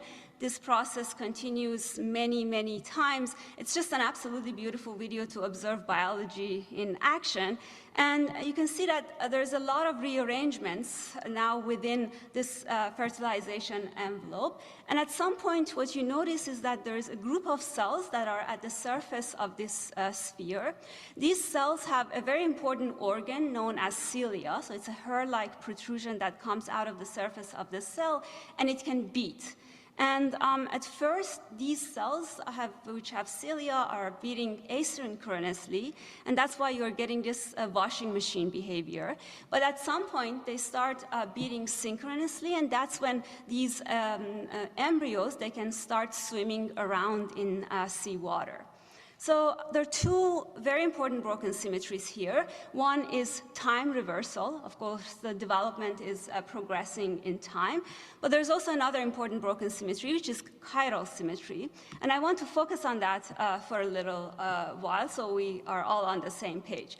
And to do so, let's look at one of these embryos under a microscope. So these are the Lego pieces of our talk. And what you can see is that the embryo is, first of all, it's an ellipsoidal object. It's slightly elongated along an axis of symmetry. So this is the body axis of these embryo. And you can see that it's covered with this layer of hairy structure. And as I mentioned, these structures are called cilia. You can think of them as active polymers, and they can beat synchronously. And the beating pattern is involved in induction of left-right asymmetry in many organisms, actually including us. Now, let's take a closer look at the dynamics within the red box that you can see here. So now we're going to look at high-speed video camera, video microscopy of these cilia. And now you can see that we basically have this ciliary carpet, and you have this incredible polymer-like structures that have an active beating, so they have a certain wave form. And you can see that they actually, at this stage, at this kind of scale, we have this self-organization of the beating patterns of these waveforms, which actually then results in the fluid next to the embryo to be able to move around. And this is basically how they swim in water. So now let's look at how they swim in water. So let's look from the side view of these embryos. And just so that we are all on the same page, what you see is we're looking at the water-air interface. The particles that you see on the bottom, these are actual embryos. The top is a reflection of the embryo at the water-air interface. And what you can see is that the embryos, they can come to the water-air interface. They swim to the water-air interface such that their AP axis is perpendicular to the water-air interface. And they're stably spinning. And first of all, if you look at the one that's on the left, what you can see is that it's basically only spinning about this axis of AP axis or axis of rotation. But if you look at the one on the right, what you observe is that sometimes they can tilt away from the normal interface by a stable fixed angle theta and then precess about this axis of rotation. So in fact, there are two modes of chiral symmetry breaking in this system. One is the spin, so the embryo spinning, and the next one is the precision of the axis of rotation. The main part of the talk is focusing on the spin dynamics, and then later on I briefly show what happens when you also have this spin-orbit coupling type dynamics in your system. Okay, so we have a spinner, we have a spinning object. What can we do with them? Well, we decided to put a large number of them together, and we observed this absolutely incredible phenomena. And they say that a picture speaks 1,000 words, and this is a video, so I'll let you do the math.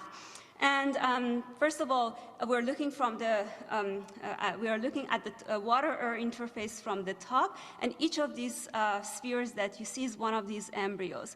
And what you observe is basically a constellation of these stars. So over the course of their natural development, thousands of these swimming embryos, they can come together to form what we call a living chiral crystal structure that can actually persist for very long times, if you note the timestamp there. And what you also see is that it breaks a global chiral symmetry. The whole self-assembly dynamics and dissolution of these living chiral crystals is an autonomous process, so it's entirely controlled by the developmental program of the embryos. And I want you to note the scale here. This is actually a collective behavior that you can observe by eye. And to give you a sense of scale, let me show you our attempt on a shot on iPhone. So this is basically a 6-well plate, if it means anything to you, but it's basically a few centimeters across, and you can see the initial nucleation of these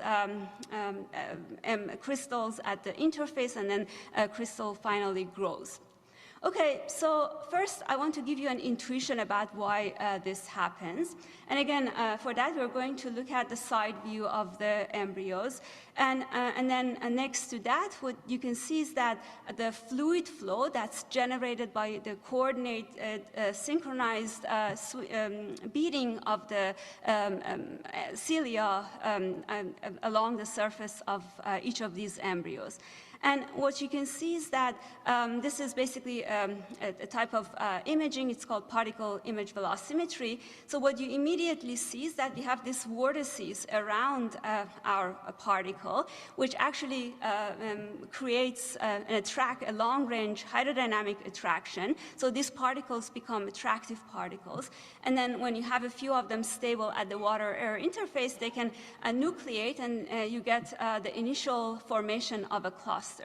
And of course, as you get more of them to the interface, these can grow to a nearly defect-free hexatic structure.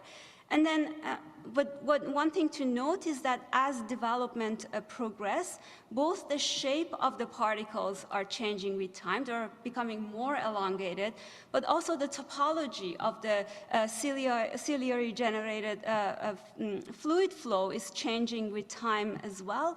And that actually is a way that's noise being introduced in system. So you end up with something that's a quasi-crystal structure, and then eventually you get a full dissolution or melting of this crystal.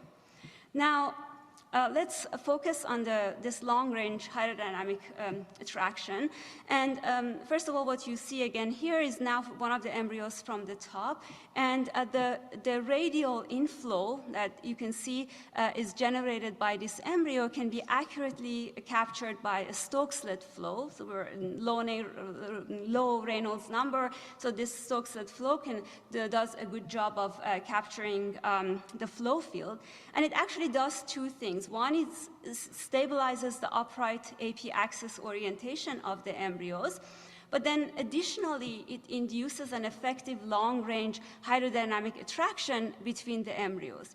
Now, this reciprocal attractive force between embryos is a type of force that affects their potential energy. But the motion of the fluid also generates a second transverse force that cannot be ascribed to a potential energy. And that results in generation of a torque. And then you can see that these two bodies start orbiting around each other. So we have two types of forces in this system. We have the conventional longitudinal forces, which is the hydrodynamic attraction, steric repulsion, and these are reciprocal forces. But then we also have this transverse force and torque exchange because of the ciliary and hydrodynamic interactions. And this is a non-reciprocal microscopic interaction introduced within the system. The first consequence of this is, if you look at now the crystal itself, we can see that the crystal breaks global chiral symmetry, and it basically rotates, and the whole structure rotates. But what actually happens is this type of microscopic interactions can generate interesting excitations within the system, which we're going to be focusing on that in a couple of slides. Okay, so I'm going to just briefly focus on the properties of the ground state of this crystal, and to look at how disorder transition happens. And to do so, we can introduce one example, one order parameter, which tells us something about the structure. And to do so, we're going to look at orientational order. And this is basically psi 6, which is the local, this psi 6, it has a magnitude, which is going to tell us something about the local hexagonal order. And it also has a phase, which is going to tell us about the local bond orientation. And what you can see is that these initially, and these are experimental evolution of this order parameter in our system. And what you can see is that initially we have many of these nucleated crystallites coming together. So we have a polycrystallite structure. But because they can rotate with respect to each other, these domains can rotate with respect to each other, you get to, at some stage, you get to a nearly defect-free crystal. But then as the development progresses, and as we mentioned how noise is being introduced in the system, you can see that the system starts getting more and more defects, and then eventually it will fully melt and dissolve. Now, this is how the ground state looks like, but it turns out that excitations in this system is even more exciting, for lack of a better word. But we would like, and in particular, we kind of like want to understand what would be the consequence of breaking parity by spinning the individual material constituents, and the fact that we have such local transverse force and torque exchange within the system. Okay, first of all, I want to remind you we have a global rotation, but we observed something very striking when we moved to the co-rotating frame of the crystal. And this is what you see here. What we see is basically the crystal can support self-sustained chiral waves and shear cycles. And I want you to note the time scales here. This is a wave that's being propagated for as long as an hour, and this is an absolutely, I guess, incredible phenomena, because we are actually in an overdamped system. So we have a crystal that's embedded in fluid. So the presence of such long-lived types of cycles should come as a total surprise. And to better visualize them, you can look at the displacement field, and this is here we're looking at displacement field in terms of the angle, and you can clearly see this propagation of self-excited displacement waves, which can actually persist for very long times. And if you're still not surprised about why the presence of these elastic waves is an incredible discovery, let me remind you about standard elasticity, textbook elasticity. So what you see here is the Hooke's law. It's the spring constant here has this tensor form. And in standard elasticity, we derive the entries of the stiffness tensor under a variety of assumptions. And energy conservation is, of course, a very important requirement which has very striking consequences. And in this very simple case of a two-dimensional isotropic media, it constrains the stiffness tensor to only two independent diagonal entries. And here you can see the basically denoted by B with the bulk and mu the shear moduli. Now, in 2020, there was a beautiful work from Vincenzo Vitelli's group and colleagues in University of Chicago, where they showed that by waiving the standard requirement of energy conservation in linear elasticity, one can unravel unexpected mechanical behavior that has previously been overlooked. And this is because, as you can see, entirely new elastic moduli appears in stiffness tensor. And these are off-diagonal and odd, and hence they term this odd elasticity. Now, to re-emphasize, these odd couplings are generically expected when the constraints of the equilibrium is lifted. So we are dealing with a system that's far from equilibrium. Now, odd elasticity, as you can see, because we have this asymmetric tensor here, is a macroscopic non-reciprocity of the response of the system.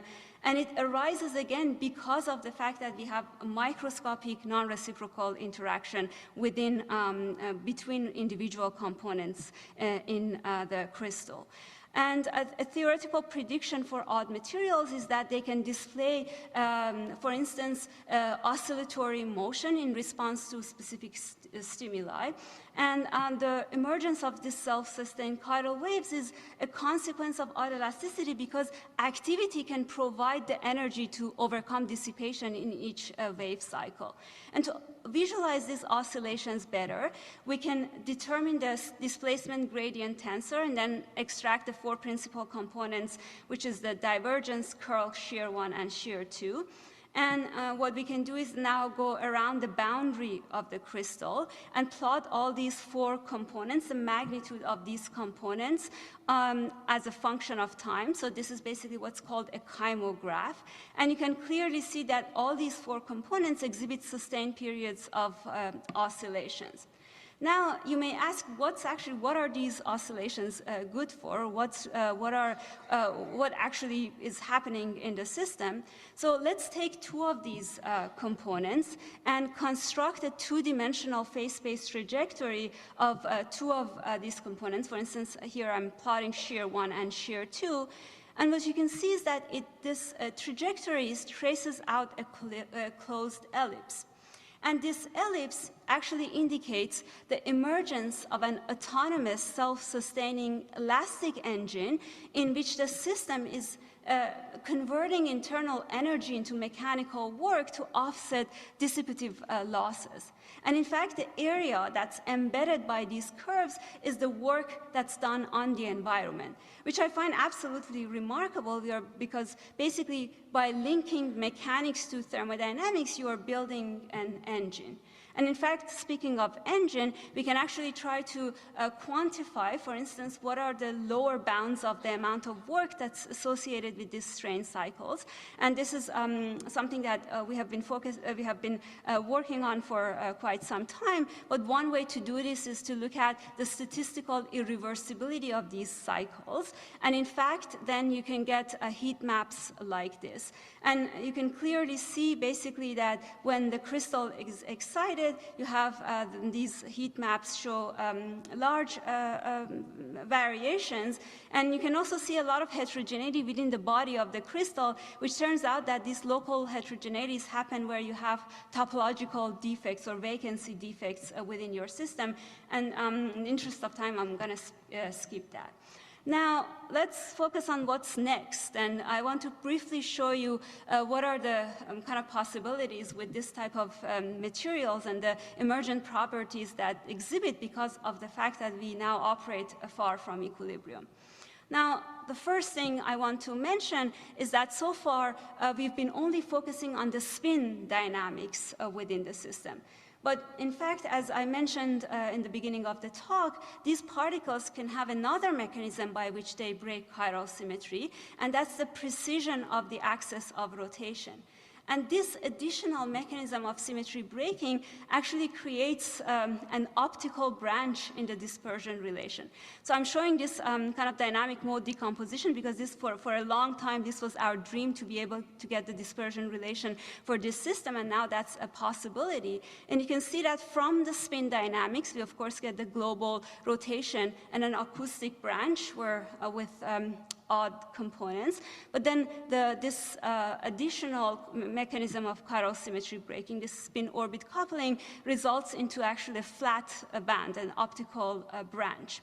And this is now kind of like a type of metamaterial where the particle itself has an internal state, and it can decide to be in each of these two states, and you can get completely new type of behavior from the system. So you can get persistence oscillations, actually very similar to what Denis showed in his talk. Now, these, of course, another thing that I'm really excited about is the fact that these are living structures and the fact that they can support self-sustained waves exemplify this upward energy transport from individual microscopic constituents to the macro scale. So by looking at how energy or information flows through these large systems, we can start to reveal patterns that can actually govern the thermodynamic properties of these systems. And in fact, by deciphering how breaking symmetry can result in unexpected emergent behavior, we can leverage these emergent properties in designing new functionalities, such as for robotic swarms. And last thing I want to mention is that we're after universal behavior. So it turns out that it's not just starfish that has this type of collective behavior. So what you see here is basically a tiny branch of the tree of life, or phylogenetic tree, where the star, it's a kynoderm branch, where C star is one of the members of this group of organisms. And the way to think about this is basically this is our periodic table of active particles, and we can choose to look at self-organization of other species. And I'm going to show you one example, which is the sea urchin species. And this is an example of the type of phase and states that you get. So now the sea urchin is no longer an ellipsoidal particle, but it's actually a prism-like structure. So you basically end up, what you basically end up getting is not just a crystal, but rather a p-fold liquid crystal, which actually also undergoes some very interesting dynamics depending on density and interactions with the boundary. Now, I'm going to kind of wrap up my talk now. So I would, first of all, I would like to leave you with kind of 2 points. I started by posing this question that we are interested in understanding what life is. And I believe searching for these unifying principles in living systems can really expand this classical notion of physics approach in equilibrium systems to non-equilibrium systems. And ultimately, it can show us a way to be able to answer this question of what characterizes the living state. But there's also a different way to look at this, which is perfectly encapsulated by a quote from Stan Ulam, where he says that ask not what physics can do for biology, but ask what biology can do for physics. And this is the spirit of this talk, which is what I'm most excited about, because this is basically a ground where we can really push the boundaries of non-equilibrium physics. And this is a perspective article that I've written with my theory colleagues for the 10th year anniversary of PRX, where we discuss some of these new frontiers beyond equilibrium, conservation laws, and symmetries. And with that, let me thank my incredible group of group members and collaborators, and of course, funding agencies who are willing to invest in us so that we can do curiosity-driven research. Thank you.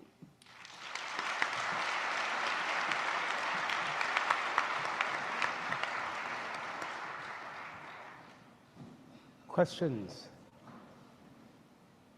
I'll go to the microscope, please. To the microphone, please. Microscope. So you're making these experiments in an artificial environment. do they actually occur in nature? And if they do, what's the adaptive advantage to doing this? Yep. So I think that's a great question. So they're not we're not imposing any artificial I guess environment. I mean, we just basically extract these eggs and we mix them together and we observe this state. Now, the question is whether this is an epiphenomena or there is some kind of like evolutionary, I guess, advantage for this. This is something that we've been now trying to actively look. And there has been some recent work where they have shown that when you have a group of embryos of different species together, they have a higher chance of survival. So this could very well be an Ali effect, where they stick together so they can survive. And there may very well be that you can have some quorum sensing and other types of communication between them. And I find that a very exciting research direction, which we are trying to also explore. Let's take one from the other side. About the very beautiful experimental images you showed of the starfish embryo quasicrystals, it appeared that they were always rotating counterclockwise, or was that just my vision? No, that's actually correct. It's because the individual particles always rotate clockwise. Actually, it's clockwise, and then the whole thing rotates in the same chirality as. So they have it's an inherent mechanism for them to break this symmetry. It's actually the same underlying signaling process how we get our left-right symmetry. Yeah, it's along the same line. Did you try to do these experiments in this south and north hemisphere to see how the Coriolis force? Right. My favorite question. How the Coriolis force could be influencing the chiral symmetry breaking? No, I don't think it would have an effect. But yes, that's an interesting question. Hello. So a very beautiful aspect of living system is that they can react according to environment. So in this talk, I saw the cilia, the way the flow created by the cilia will attract another embryo. But does this attraction from another embryo changes the motion of the cilia? Is this investigated, and is this a negligible effect? Yeah, and I think that's also a very interesting question. And in fact, when they get close to each other, you have this long cilia, so they may very well be some kind of local interactions between the cilia, and that of course can start a downstream of signaling within the embryos themselves. So this is a direction we're trying to explore. For instance, by imaging calcium, which is basically a signal that you would expect when you have this type of mechanical interaction. But yes, it's interesting, and I certainly think the fact that you can think of these as kind of particles with internal state. That internal state is is basically as a response to some environmental cue or perturbation. Yeah. Thank you. One more. Thank you for your talk. Please correct me if I'm wrong. In the beginning of the talk, you were talking about to understand why the system is living. You don't want to go to too much detail. You only go to the level that the living property is expressed. I'm thinking to make a comparison. To understand why a car is moving, you need to go inside to see the engine. How does the engine work? Please share your thoughts.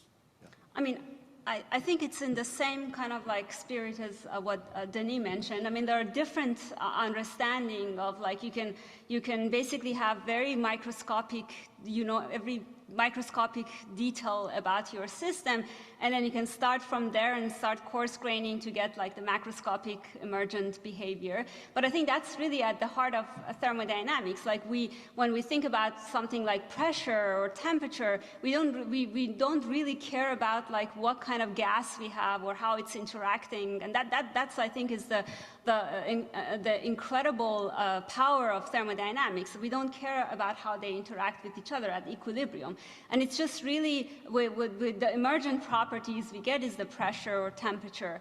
And I think that's kind of trying to find the right level of coarse graining so that you can get that kind of, because we know all the parts, but all the parts coming together are not going to make a living system. And I think that's kind of what I was trying to argue with this.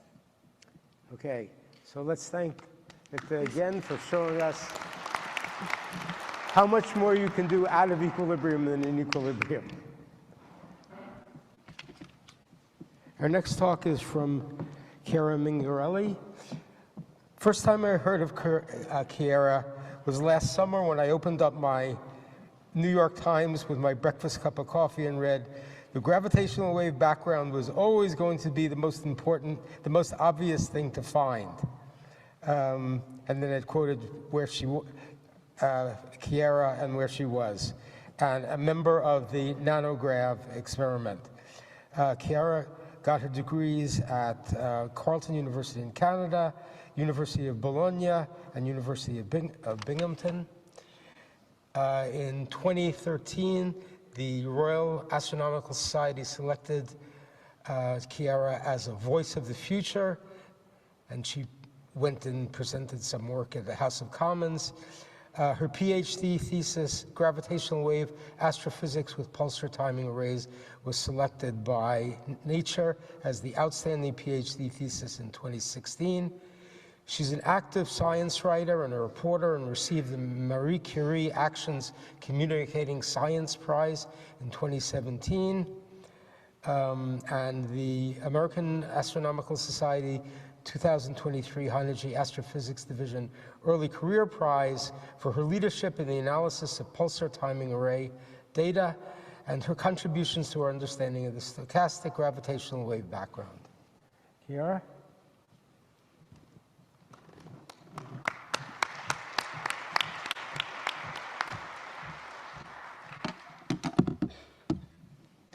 Thank you, Paul. All right. Do you want to just use that one? Sure. Six of one, half of the other. Okay.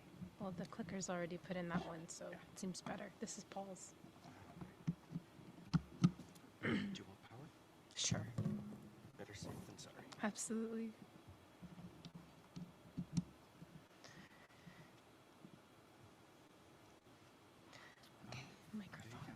Great, thank you. So thank you all for being here at the astrophysics talk at the March meeting.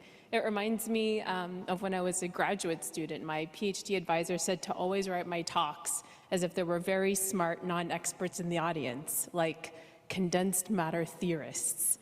And watch out, because one day they might actually be there. So today might actually be the day that I give a talk to a room of condensed matter theorists. So I'm very excited about it. So I'm really in the wild today. So I'm hoping to spend a lot of time on my slides to just explain to you why I'm so excited about gravitational waves and why we're having this revolution right now in the field of black holes. So I'm going to start with pulsar timing arrays and tell you how they work, and then tell you why the nanograv 15-year data were so exciting that we got a press release at the National Science Foundation's headquarters, and I even got to bring my dog Coco. We're not far from equilibrium necessarily, because gravitational waves are not thermal, but I'm going to try to emphasize the fact that we have a lot of disparities of scale, lots of big and small happening at the same time. And hopefully that'll satisfy your urge for something far from equilibrium. So we'll start with the gravitational wave spectrum. At the very high frequency end, you have the LIGO experiment. And so far, LIGO has officially published 90 gravitational wave detections. That's not including everything that they've seen in their fourth observing run. And with LIGO, you can detect gravitational waves that are the order of hundreds of hertz. But what is a gravitational wave anyway? So gravitational waves change the distances between objects, and the currency that we use to determine how strong a gravitational wave is its strain. So it's a change in distance over distance, or a change in time over time. So LIGO has very good branding, and they've told us that they were able to measure a gravitational wave that changed the length of one of their interferometer arms by a fraction of a diameter of a proton over a few kilometers. And that's really impressive. With nanograv, at the very low frequency end, we can measure changes that are the size of a virus over the diameter of the Earth. And I think that that's pretty cool. But also, since pulsar timing array experiments rely on these astronomical clocks called pulsars, it's more natural for me to think about it as a change in time over time rather than a change in distance over distance. And so the change in time over time that we're looking for is of the order of 10 to the minus 15, which is about 100 nanoseconds over a decade. So this might not be far from a thermal equilibrium, but it sure is a mind-boggling amount of change in time over time. So LIGO can see the flash in a pan, the last fraction of a second of black holes that are about 10 to 100 solar masses when they're merging. With pulsar timing arrays at this very low end of the gravitational wave spectrum, we can observe the in-spiral of supermassive black holes that are 10 to the 8 to 10 to the 9 solar masses. These are the biggest black holes that we know of, and these are not transit events. So a gravitational wave event that starts at 1 nanohertz from one of these binaries can stay in our detectors for up to 25 million years. So once we start seeing a signal, it's not going anywhere fast. In the middle, we have the LISA gravitational wave detector, and that's kind of like LIGO in space. And that's a gravitational wave interferometer that should launch in the 2030s. The launch date should be around 2035. It was just adopted by ESA, and NASA is a junior partner there. But these things tend to slip. So 2030s, maybe late 2030s is when we expect LISA to fly. LISA will see the baby supermassive black hole, so 10 to the 5 to 10 to the 6 solar masses of the size of Sagittarius A star, which is the supermassive black hole at the center of our galaxy. So I want to really stress the point that these are all complementary gravitational wave detectors. Just like with electromagnetic telescopes, we don't expect one telescope to see absolutely everything. We have optical telescopes, we have infrared telescopes, we have X-ray telescopes. So the same is true with gravitational waves. It's a completely independent way of sensing the universe. So at the very low frequencies, where we're at nanohertz, we have pulsar timing arrays. In the mid-range, in the millihertz frequencies, we have LISA, and then at high frequencies, we have LIGO. And I think the last thing that I want to mention for pulsar timing in terms of hertz is, what is a nanohertz? Many of you probably never thought of a nanohertz. So something that has a frequency of a nanohertz would have an orbit of about 30 years. So the gravitational waves that come out of these have wavelengths that are light years long. So it's a completely different kind of gravitational wave than maybe you've heard of before, and completely different from anything you would see with LISA or with LIGO. So we're going to get started with this image of a galaxy merger. Galaxies have supermassive black holes in their centers, and when galaxies merge, their supermassive black holes should merge. Now, when they start to merge, they emit gravitational waves. And when they do this, they're close enough that they're separated by a milliparsec, or a thousandth of a light year. But how far is that? That's about the orbit of Pluto from the center of the sun. So they are very close for supermassive black holes, but still incredibly far away. Now, these gravitational waves, which is this 80s space-time fabric that you can see here coming out of the screen, are emitted in all directions, and some of them make their way towards the Milky Way galaxy, where we're timing millisecond pulsars. Now, these are ultra-stable pulsars. They used to be better timed than atomic clocks, and gravitational waves change the distances between objects. And so as a gravitational wave transits the galaxies, the proper distance between the Earth and the pulsars change. And as the pulsars come closer to the Earth, the arrival times arrive sooner. And as the pulsars slowly move away, they arrive later. And so we look for these differences in the pulsar arrival times as the gravitational waves change the distances between us and the pulsars. Now, if you were to see something funny happening in one of these pulsars, it could be anything. Right? These pulsars are thousands of light years away. There's gas, there's dust, and if something funny happens in your pulsar, you can't turn it on and off again and see if that fixes things. And so we have to have really advanced noise models of what's going on with these pulsars. But it's also not sufficient to see a gravitational wave transit, or what you think might be a gravitational wave transit, in just one pulsar. In fact, we need to have a whole array of pulsars. And you need to see that gravitational wave signal in all of your pulsars. It should be the only signal, in fact, that's correlated between all of the pulsars in your array. So in the animation, I showed you what it would look like if a single gravitational wave were transiting the galaxy and if we were just timing one pulsar. But in reality, we're timing 67 pulsars in the northern hemisphere, and our target was the stochastic gravitational wave background. And so that's not just one gravitational wave that's coming in from a nearby supermassive black hole binary system, but it's in fact the cosmic merger history of all of the supermassive black holes that are emitting gravitational waves. In fact, we expect there to be hundreds of thousands, if not millions, of very low frequency gravitational waves that come from these at any given time. And given that there's so many sources, we can't measure the individual supermassive black hole binary signals, but instead we measure the amplitude of all of the signals together in aggregate, and these form the stochastic background. Now, there's other things that can emit nanohertz frequency gravitational waves. I won't touch on them today, but those of you who are into primordial gravitational waves or alternative theories of the early universe might be interested to read more about that. But importantly, we can find this stochastic gravitational wave background signal by cross-correlating all of the residuals in the pulsars in the array. And so what does that mean exactly? I'm so happy that I'm not the first speaker, because you guys have seen Hamiltonians and you've seen lots of much more complicated stuff than this. So I'm very confident that you'll understand my puny equation here.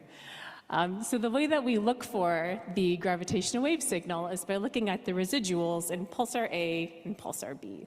So a residual is the expected minus the actual arrival time from your pulsar, and that's where your gravitational wave signal should lie. And so as you do this cross-correlation analysis, two things should pop out theoretically. One is an angular correlation function, which is called the Hellings and Downs curve. And the second thing is this characteristic strain term, and that's related to the amplitude of the gravitational wave background. And I'm going to explain both of these things to you in turn. So when we see evidence for the gravitational wave background, how do we know for sure that what we're seeing is a gravitational wave? Well, when you write down the equations to understand how the gravitational waves imprint in the pulsars, which are our detectors, something called the Hellings and Downs curve pops out. But what is that? Well, it actually predicts how correlated the residuals are in your pulsars. In fact, it's a kind of two-point correlation function. It's maximal for pulsars that are very close together on the sky. And then, given that gravitational waves are quadrupolar in shape, when you have a limit of an infinite number of pulsars on the sky, out pops this Hellings and Downs curve. So for small angles, and until you get to about 40 degrees, the pulsar pulses should be positively correlated, meaning that they arrive and are delayed in sync. And after that, it becomes negative, which means that they're anti-correlated. So one will arrive early, and then one will arrive late.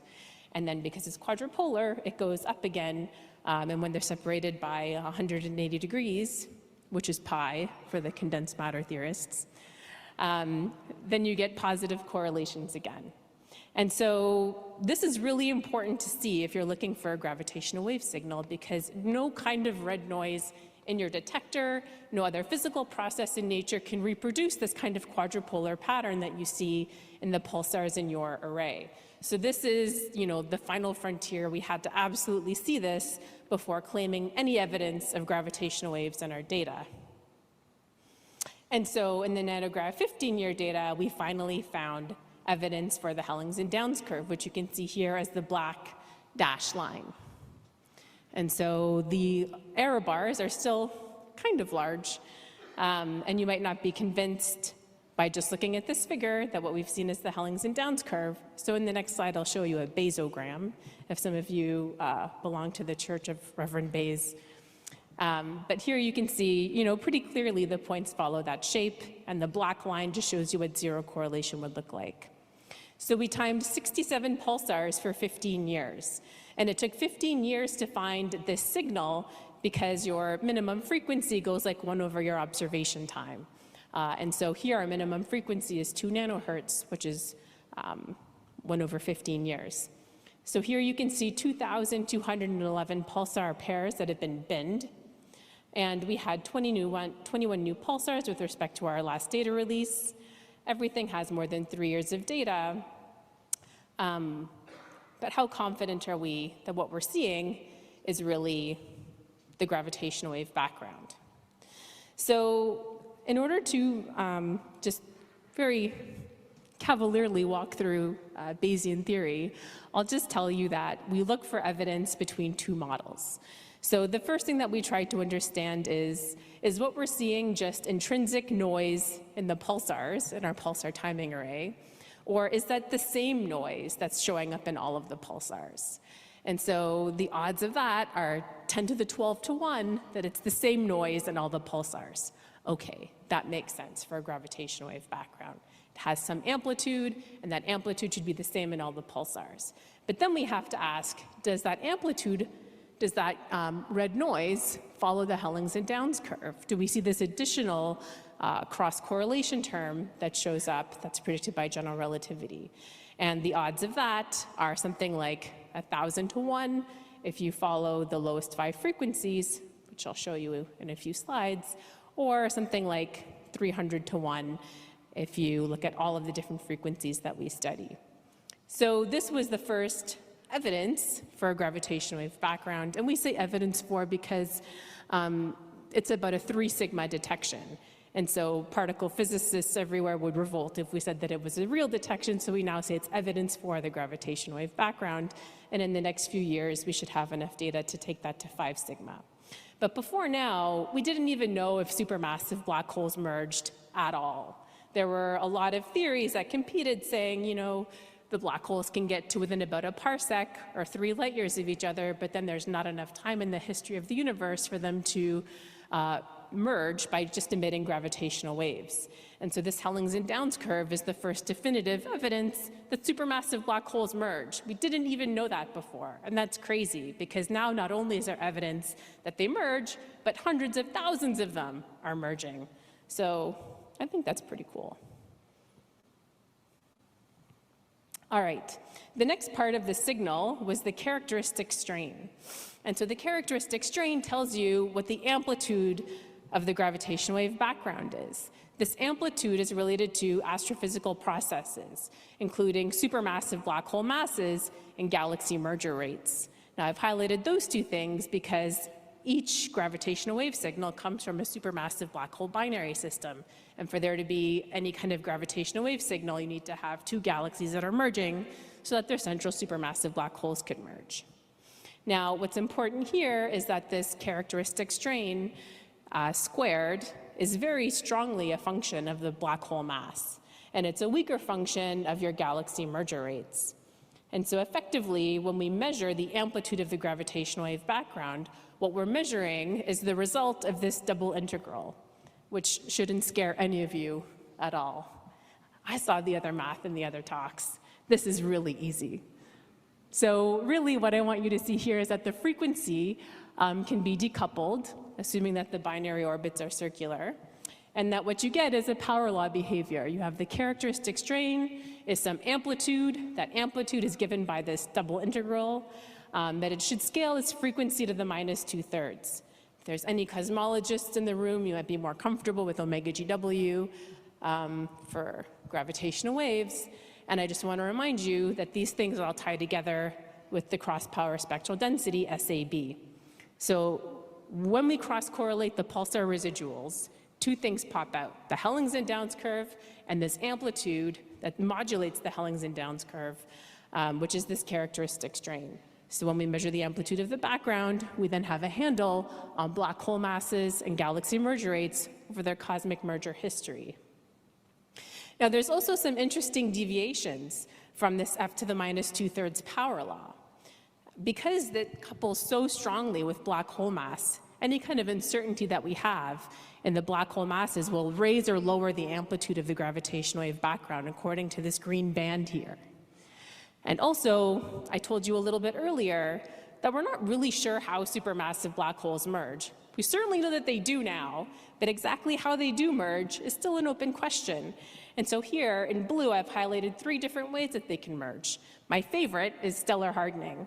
And so basically what happens in that situation is that your black holes get to within about a few light years of each other. And then they're slowly orbiting each other, but they don't emit a lot of gravitational radiation. So in order for them to merge, stars have to scatter off the orbit of the black holes. And every time a star crosses the orbit, it'll carry away energy and angular momentum. And the black hole shrinks a little bit in response to that. So if you have enough of these stars that are hardening your binary or bringing your black holes closer together, your black holes can finally merge. Now, because that process is so much more efficient at shrinking your black hole orbit than gravitational wave emission, it can deplete the signal at very low frequencies or wide binary separations. That is, in fact, one of the best ways to get your black holes together, but only until a few nanohertz. And then gravitational waves take over because df by dt is highly nonlinear. It scales like frequency to the 11/3. But that's besides the point. The point is that these physical processes that help the black holes merge can leave this distinctive imprint in the gravitational wave strain spectrum. And so here's another result that I'm really happy to show you. On the right-hand side, this is the measured characteristic strain spectrum from the Nanograv 15-year data. And the purple line is really the kind of f to the minus 2/3 line. And the blue line that turns over is the best fit that we have to the data. And it kind of looks like it's turning over. We're not really sure. We need more data. But it does sort of look like something funny is going on in the world of supermassive black hole mergers at very low frequencies or wide binary separations. Who would have thought? It's really interesting. Also, there is this problem child at 16 nanohertz. 16 nanohertz seems to be far from where it should be. It's really popping up above the blue curve, the purple curve, whichever one you want to look at. What the heck is going on there? Why is there excess power in that particular frequency? That is an open question. I have some ideas, but we actually do not know the answer to that. So this is still very much an active area of research.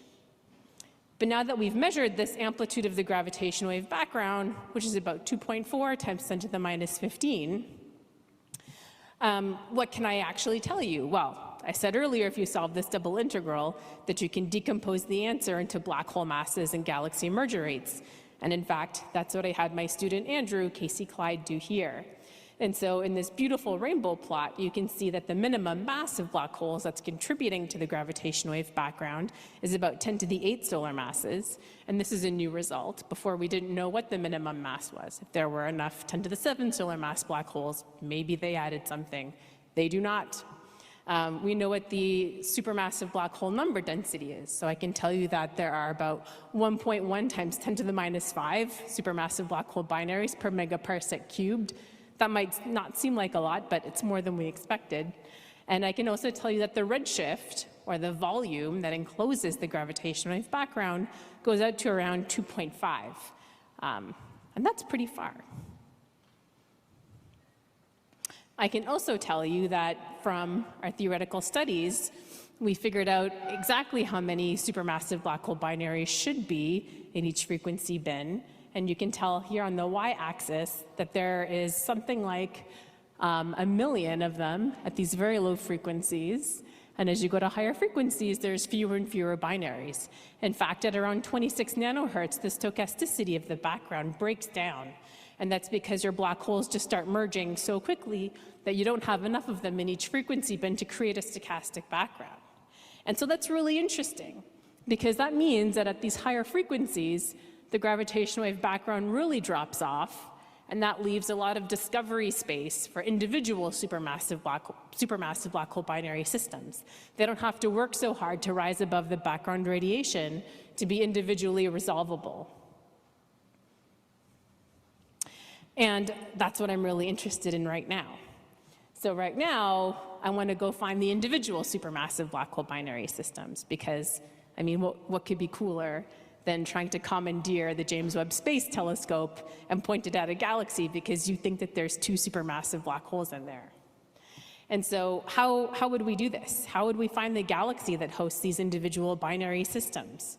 Well, some simulations have shown that these supermassive black hole binaries might be traced by periodic light curves, and that if we see a galaxy that has some sort of sinusoidal optical light curve coming out of it, that could be coming from a supermassive black hole binary at the center, and that the periodicity of that light curve should trace the periodicity of the binary in the middle. So there's huge multi-messenger efforts to identify those galaxies, and my team and I have been part of leading the vanguard here, but there's been a lot of people working on it.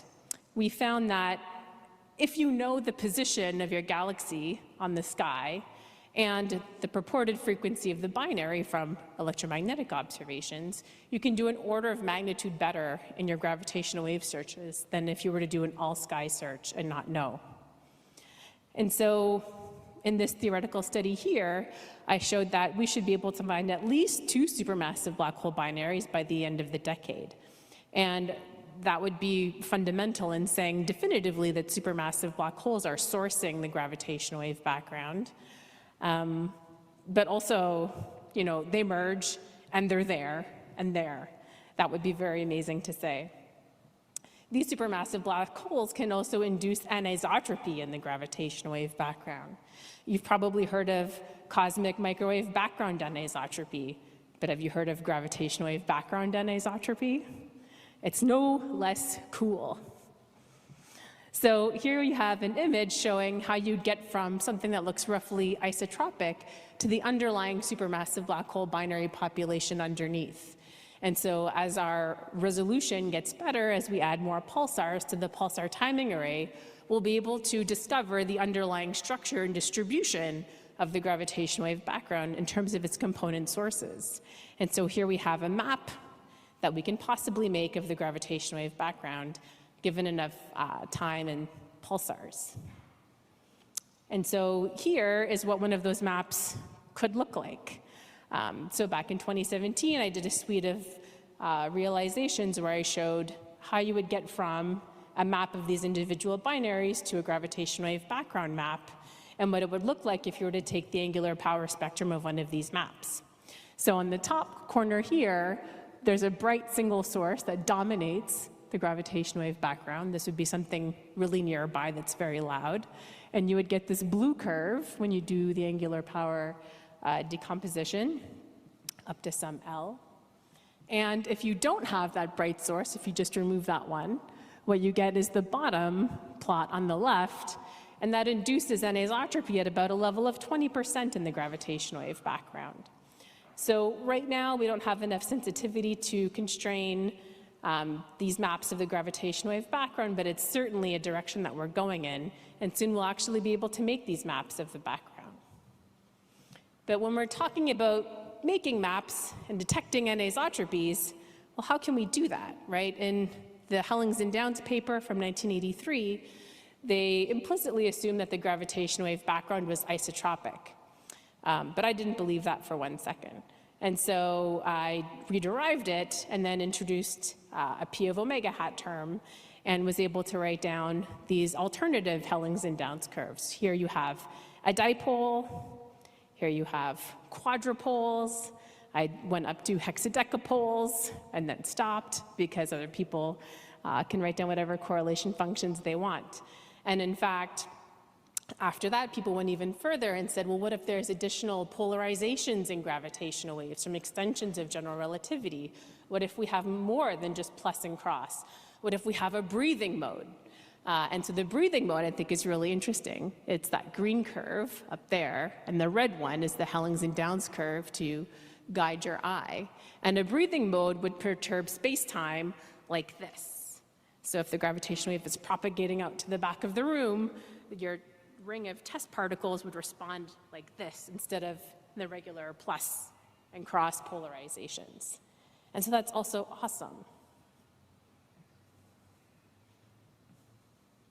All right, so to summarize, we've just observed the first ever gravitational wave background with nanograv data.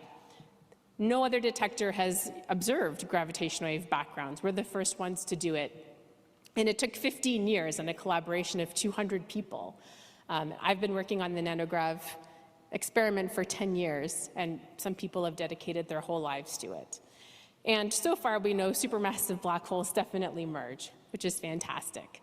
It's really hard to believe that a year before now, we couldn't say that publicly with any kind of authority. So there's not only evidence in the nanograv data that these supermassive black holes merge, but in fact, the European Pulsar timing array is a completely independent experiment, and they found the same amplitude of the gravitational wave background. And so did the Chinese, and so did the Australians. So what I think is next is that we're going to find these individual supermassive black hole binary systems. If there's enough of them that are strong enough, they're going to induce anisotropy in the gravitational wave background. And then you'll be hearing about that too. And after we have anisotropy, hopefully the LISA detector will be flying and we'll be able to find the mergers of the smaller baby supermassive black holes. So what's next? It's really absolutely everything. Thank you, everyone.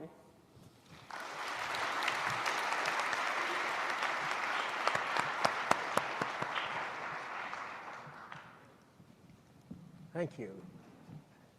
Do we have any questions? Somebody coming up to ask one? Okay. Thanks, really nice talk. So supermassive black holes merge, but I think I heard you say that there was a prediction that perhaps there hadn't been enough time elapsed in the universe for that to happen. So what does that say about our cosmological model? Yes, that's a great question. It meant that it was too simple. It assumed that, that the galaxies were spherically symmetric and that when stars were ejected from around the black holes that they were never recycled, that they were just completely thrown out and that they never came back. And so it showed that those models were just overly simplified. And now we also have computer models which confirm that if you allow something that astrophysicists call triaxiality, which just means if you allow your galaxy to be any kind of real shape, and have 3 different axes, not be spherically symmetric, that you can always get your supermassive black holes to merge. Thanks. Thank you. Are you a condensed matter theorist? Biophysics. Biophysics. Oh, I'm still waiting for my first condensed matter theorist. Hi, thanks for the talk. I have like 2 questions. The first one is, so you said that all these measurements with LEGO take, I don't know, 15 years to get reasonable results. Yeah. And then with LISA would be in 15 years you'll get it out. So how many years after we'll have decent data to to get results from it? So the answer to that is that, it took 15 years of data to get to this point where we, our detector is now on and working, and now we have detections and we can start looking for other things. So now we just need to keep adding data, right? So we crossed the threshold. Just like, before we found the cosmic microwave background, it took a while. Like you found it and then you had to make maps of anisotropy, and now you can measure anisotropies at ridiculous scales in CMB maps. So we're just not there yet because the experiment is new and we're still adding more data. Okay, thanks. And the second question is like, as far as I understand, like cosmologists are still struggling to find a proper model to explain expansion of the universe. So how these results, would change if, they find different expansion rate or things like this? Right, that's a great question. So one of the baked-in assumptions to this f to the minus 2/3 power law model right here is that that comes from supermassive black holes. But if this were sourced by primordial gravitational waves, then it would go like f to the minus 1. And that's just for vanilla inflationary models. If it goes anything other than that, you can have a blue tilt to the primordial tensor spectrum. And that means that you could be in a ekparodic universe where you have cyclical big bangs and big crunches, or not necessarily have any inflation. And so those can be really exotic theories that are now testable with these kinds of results. Let's take from this side. Is there a question? Thanks for the great presentation.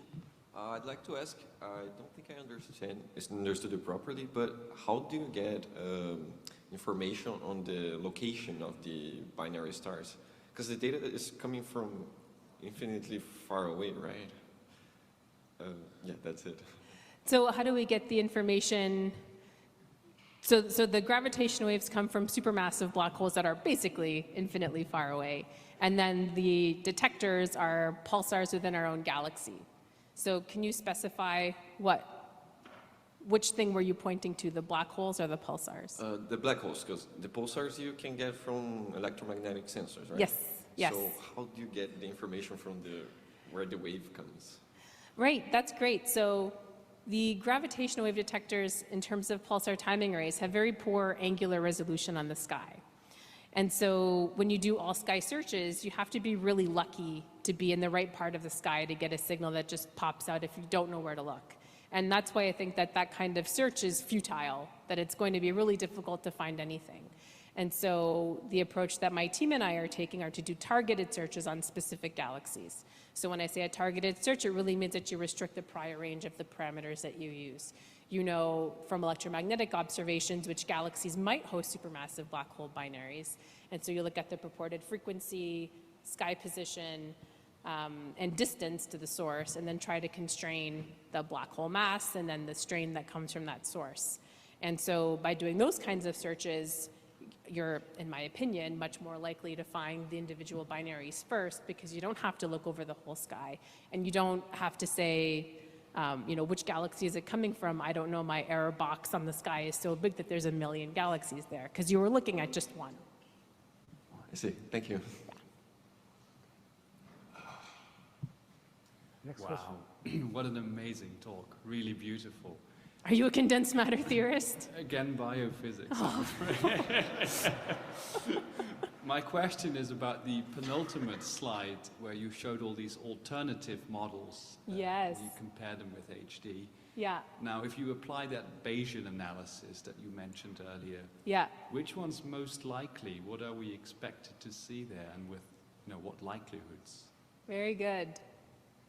Okay, so right now, evidence for the Hellings and Downs curve is maximal, and that's what we expect. We expect the isotropic component of the background to be the strongest component. But in time, we do expect to be able to measure the higher order multiple moments. But they're going to be weaker, and we'll use these curves to do that.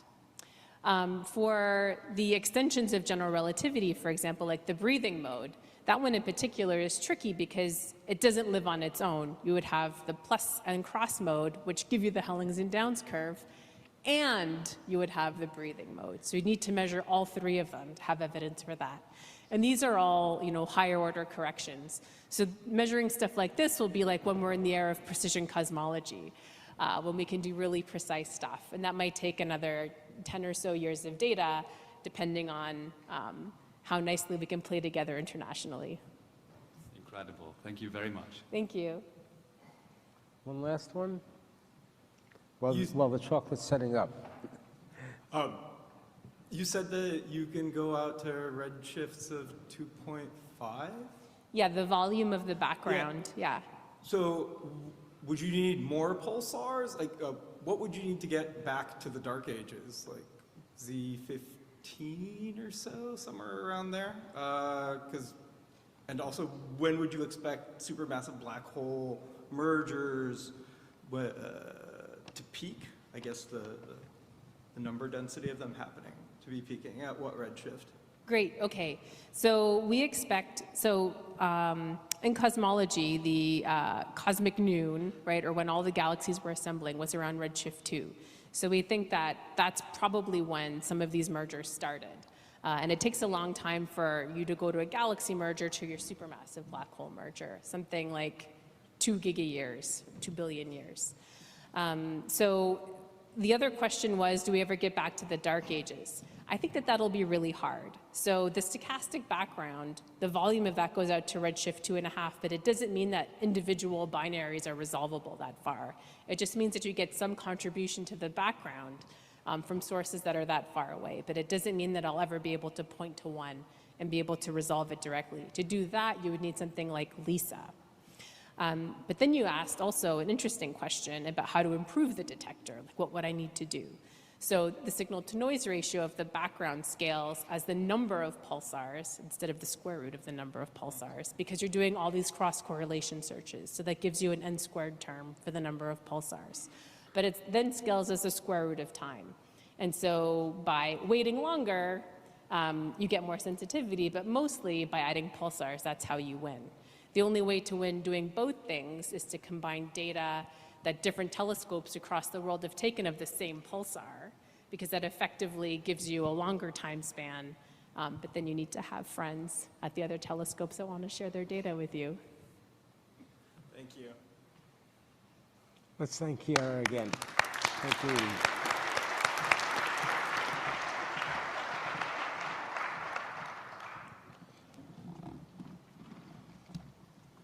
We need the next slide.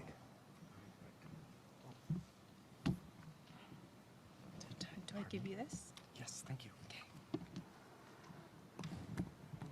Can we have the next slide? Or not? Well, I'll go ahead anyway. So to end on a sweet note, we're having a presentation on chocolate with chocolatier Mary Leonard from Chocolat Celeste in the city or near the city. Pia Sorensen, who leads Harvard's Science and Cooking program. It impacts over 5 million learners around the world.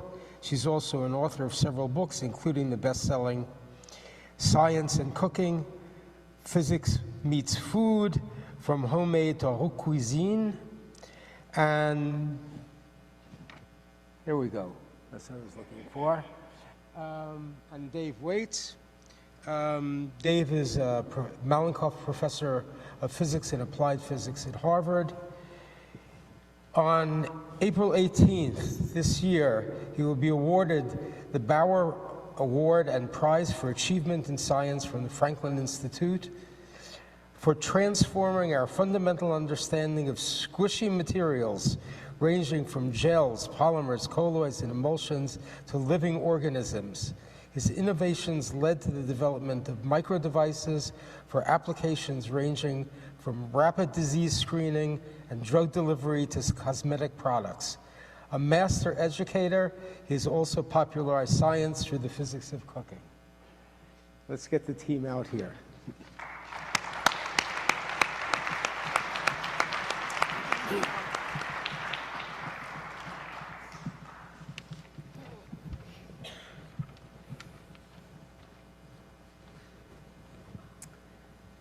So thank you, Paul, for the introduction. Thank you, Paul. And special thank you to our chocolatier, Mary, who is here with us today to make all of this come alive. So Dave and I teach a class at Harvard that combines science and cooking to teach people about physics, to non-scientists, to the public, to non-science majors. And this course started with these two guys. This is Ferran Adria and Jose Andres, who came to visit Harvard, and Dave has a story. So they came and they gave this lecture. I didn't even know who Ferran was at the time, but I found out he was a real rock star. And we asked, what could we do to take advantage of that? And we decided with Michael Brenner, our colleague, that we could teach a class on science and cooking. It's a physics class, but it's for non-experts. And you know, people don't line up to take physics classes at Harvard. They just don't do it. But for that class, 700 people signed up. Here's part of the reason. Because it's something different and it's something that's like common, like cooking and stuff like that. It's like something fun, but it's related to something that's usually possibly boring, like physics. This is an interview done by one of the student online newspapers. I think the fact that you can eat your lab is pretty much the coolest thing ever.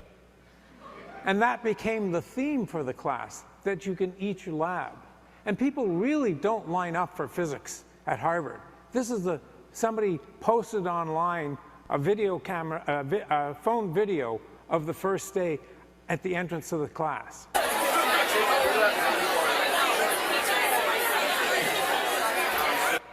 It was a madhouse. A new class, new traditions. Here's Michael introducing the first equation of the week. It must be the case where motion and sticking are in exact balance. That's our equation of the week. You're all supposed to clap. That's it. So remember, when you see an equation, you have to clap. Let me ask you, how many times have you had undergraduate non-science majors clap every time they see an equation? In fact, we have the aprons from our class here. We have all the equations. Every week there's an equation. Okay, so ever since then, we have taught this class. We have about somewhere between 100 and 350 students every fall semester. And what we've done is we've taken the key themes of soft matter physics, we've built the syllabus around it, and you see the list here.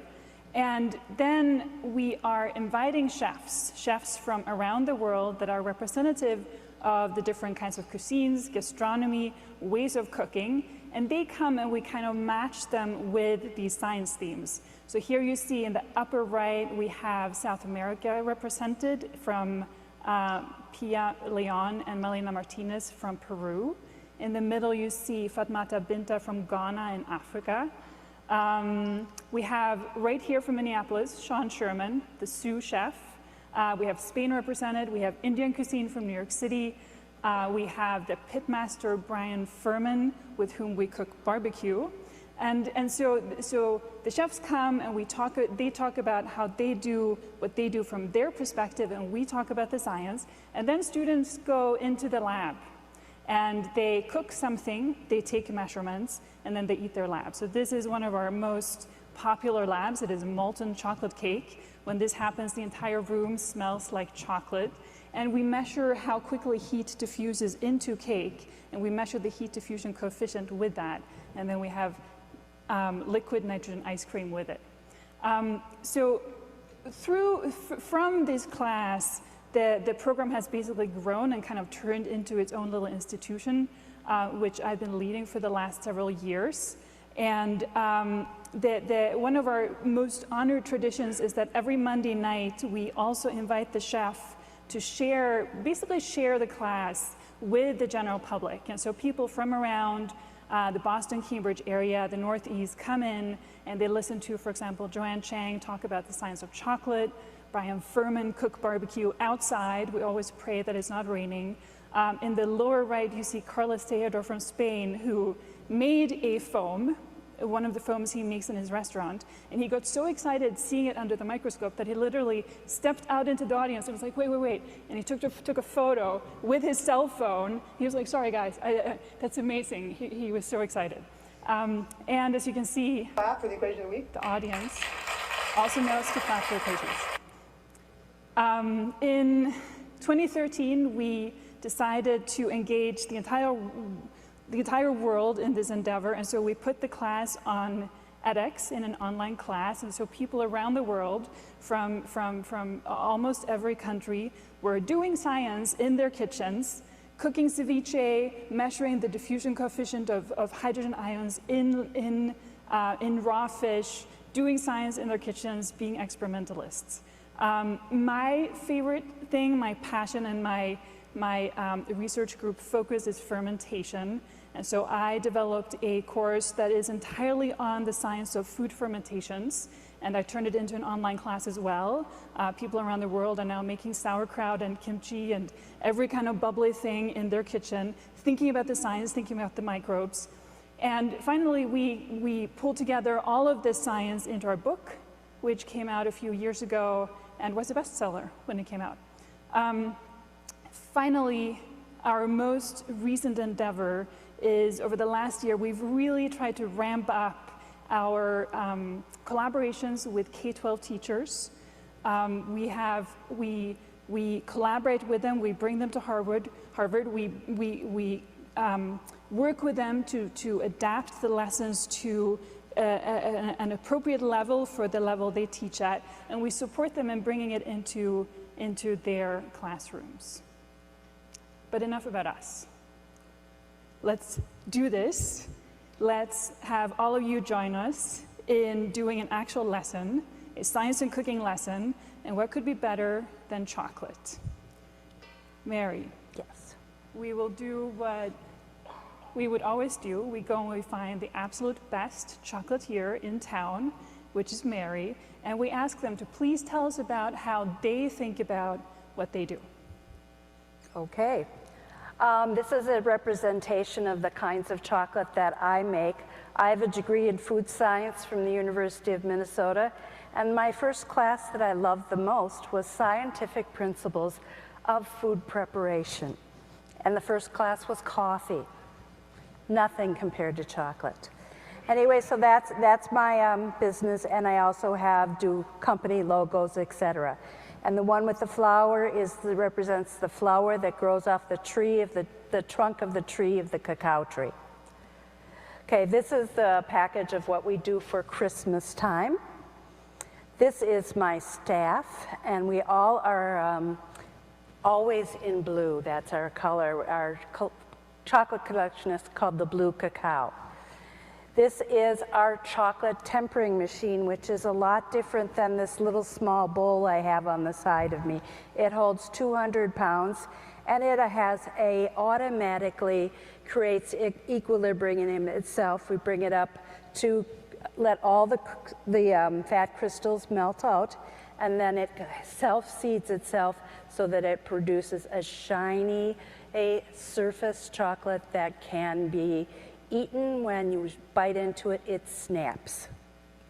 This is the control panel for it. There's the water temperature and the chocolate temperature and the temperatures that it goes down to. And the temperature on the right-hand side is 84, so that's what the water jacket goes down to. Here is the inside on the left-hand side of the tank. Then on the right-hand side is what I call the chocolate enrober, and that is what we cover the chocolate with. And it has a conveyor belt, and there we're loading the chocolate in, and it goes through the machine, and then it comes out the other end. And the other end has ones that are called bonbons, and they have an image on them that you take off. And then this is a collection I do for the University of Minnesota. And in a moment now, I will be able to show you tempering. Okay, do we have... let's have a quick look at... Do we have the video to show Mary doing her tempering for a minute with this camera? Okay. I just wanted to make sure it was melted. Oh. There, it's melted. And how I'm going to bring this down to temperature, right now it is at, oh gosh, it's probably pretty high. It's over 100 degrees. And what we want to do, that means that the crystals are all melted out, and we're going to add solid to the mixture, and it's usually 1/3 more, the solid, to bring it down to the crystallization level, which is the 84 degrees that you saw on the tank that I have. So I'm letting it melt in until I have that temperature, and then it should be able to be at temper, and also we'll be able to dip a chocolate into it and show that it shines and that it snaps. Okay, so Mary, while you do that, maybe we can go and describe some more about the chocolate. Okay, so the question is, how did we get to this deliciousness? Well, it all started with the fact that chocolate literally grows on trees, not quite in this form, but in the form of these pods, which we even have here, which you can get at H Mart if you're lucky. So it grows on the trees of Theobroma cacao. Theobroma literally means food of the gods. And if you pick the fruit, cut it open, you scoop out the seeds, which are enveloped in this delicious, sweet, kind of pulpy, white pulp, and you take those seeds, you put it in a box, or maybe even in a heap, and then you wait. And you think you're just waiting, but in fact, over time, the microbes take over, and they transform the pulp and the seeds into basically what is precursors of chocolate. So the very first thing that happens is that various yeasts come in and they produce ethanol, they produce heat, and they produce pectinases. Then, almost simultaneously, the lactic acid bacteria take over. They take the glucose, turn it into lactic acid. Then the acetic acid bacteria take over, and they take the ethanol that was produced from the yeast, turn it into acetic acid, and then you have various bacterial spore formers take over and further break down, create flavor precursors, break down the pectin, and basically make the pulp disappear, but in the context of that, also producing what eventually becomes flavor. So this is non-equilibrium physics. What do you think, Dave? Looks like non-equilibrium physics to me. There you go.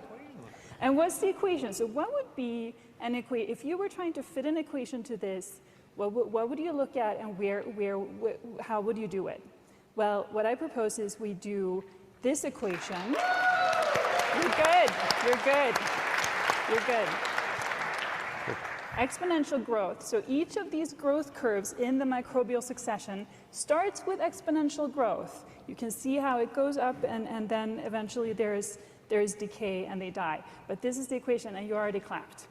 Okay, so then the next step is you take these fermented beans, you dry them, and during this process, the moisture basically goes from like 60% to about about tenfold less to less than 10%.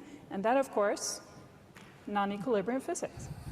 Then you roast the beans. It turns out that if you roast unfermented beans, you don't get chocolate flavor. So those precursors that you made during the fermentation, those are crucial for this step, where the high heat basically takes these flavor precursors, breaks them down via Maillard reactions, and creates chocolate. What do you say? Is this non-equilibrium physics? It looks like non-equilibrium physics to me. Sure it does. The next step is you mill it, you press it, and then eventually you end up with this. Are we ready to take a look at that? We're almost ready, but we'll show you anyway.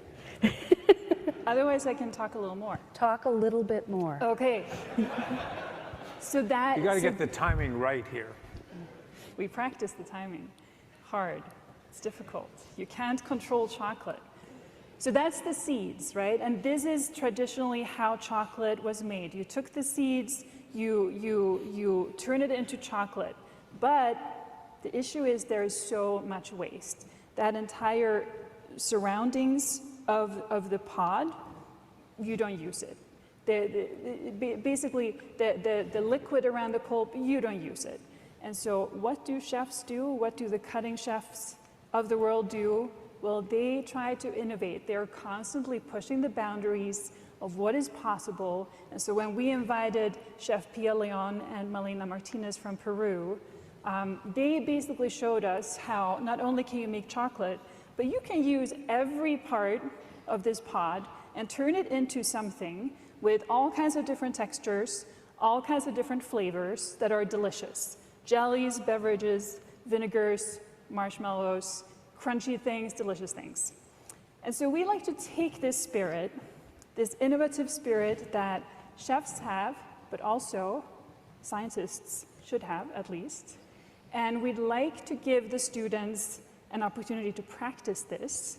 And we do this at the end of the course in the form of projects.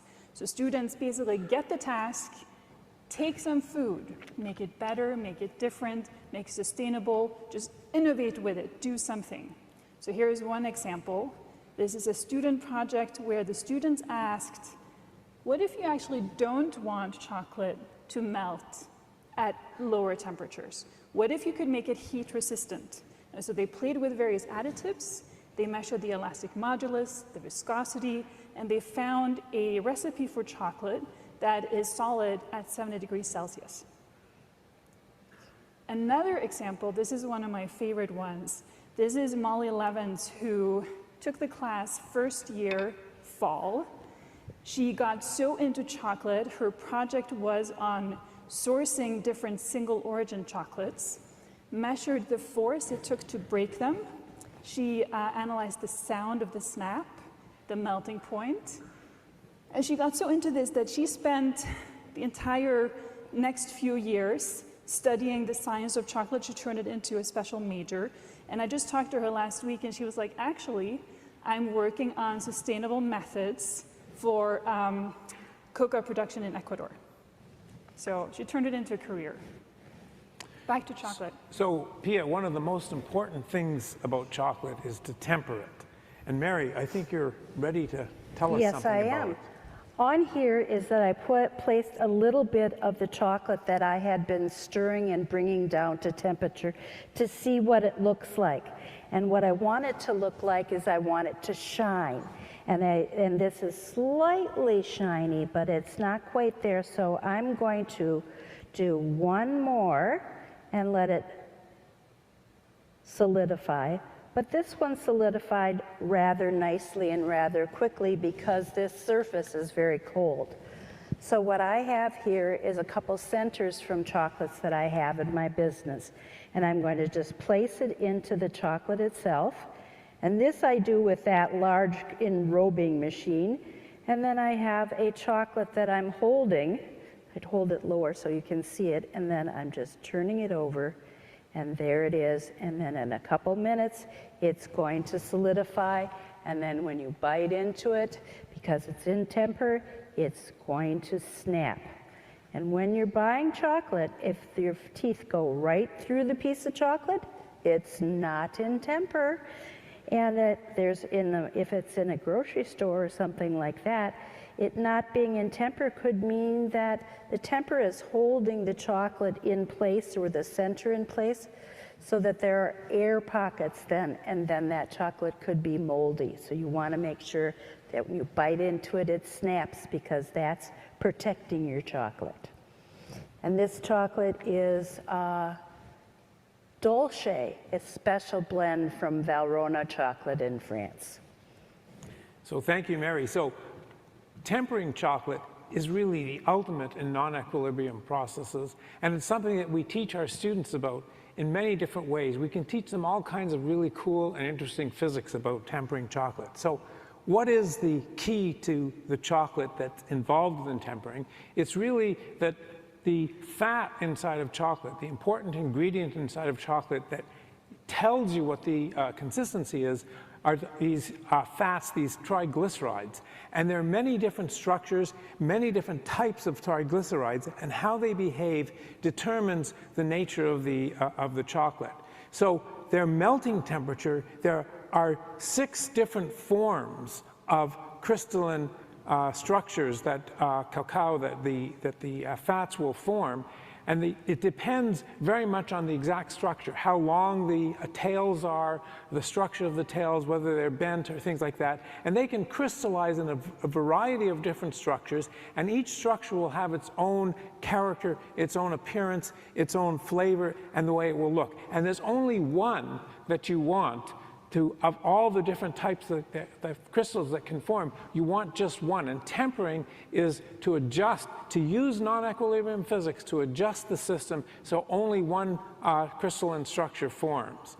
So they solidify at different temperatures, and they pack in different ways. They can pack in this way, where they have this interlocking way, in a more complicated way. The crystal structure depends very much on the form. That's what the difference is. And each one has its own particular melting state, melting temperature, its own rate of crystallization, its own rate of formation. And it's the nucleation and growth of the different crystal forms that determine whether you have tempered chocolate, whether you have that really shine to it, that snap to it, whether it keeps the mold out, whether it can withstand sitting in the grocery store. Who would ever buy good chocolates there? But that's what it depends. And it's really just the nucleation and growth process. So it's back to the very standard things that we learn about in terms of nucleation and growth. It's a balance of the volume energy, which bring it down, the surface energy, which you have to overcome. You have to form the crystal, and there's some energy that determines whether the energy barrier that determines whether it will form a crystal. And it's that energy barrier that can vary from form to form to form. And of course, we can tell you exactly how that works. We can tell you the number of nuclei. It's given. It's given by this nucleation and growth equation. We teach this to our students. And here's just a brief summary of what the whole process of tempering is. So here are the 6 forms of chocolate. It's form number 5 on the right, the second from the right. That's the form that you want, and you want somehow to get rid of everything except have the chocolate all in that form. If it's in that form, it will have exactly the right melting temperature. It'll melt in your mouth. It'll have exactly the right elasticity. It'll snap when you break it. It has exactly the right viscosity when you flow it. Hey, I'm just talking about all kinds of physics. We teach physics to our students.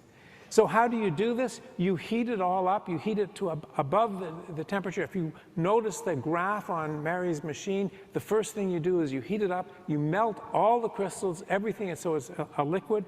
Then you cool it down, and you do something really precise. You cool it down just above the temperature where the first four forms are melted.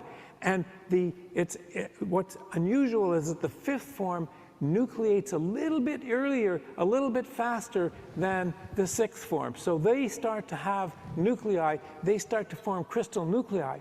And then to temper it, you heat it up a bit.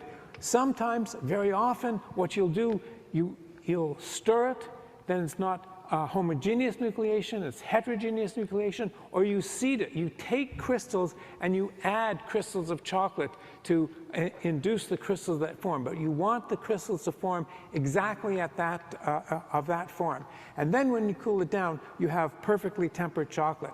And this looks like the difference between perfectly tempered and not tempered. And Mary, do you have anything else you'd like to explain? All I have to say is that the chocolates that are in front of me are gorgeous.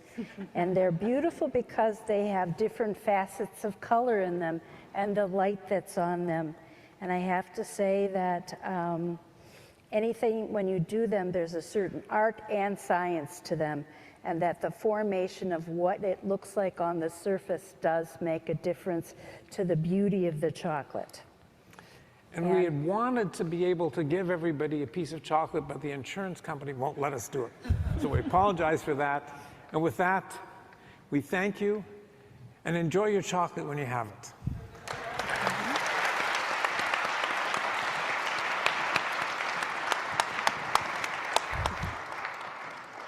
Well, we get to taste it, right?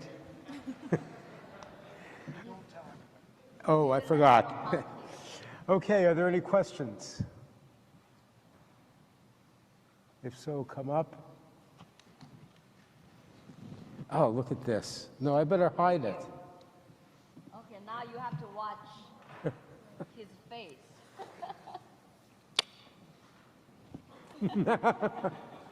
Great. Hi. Thanks. We have a question over here. Thanks for an awesome talk. I have maybe an obvious question. Why is well-tempered chocolate shiny? Oh.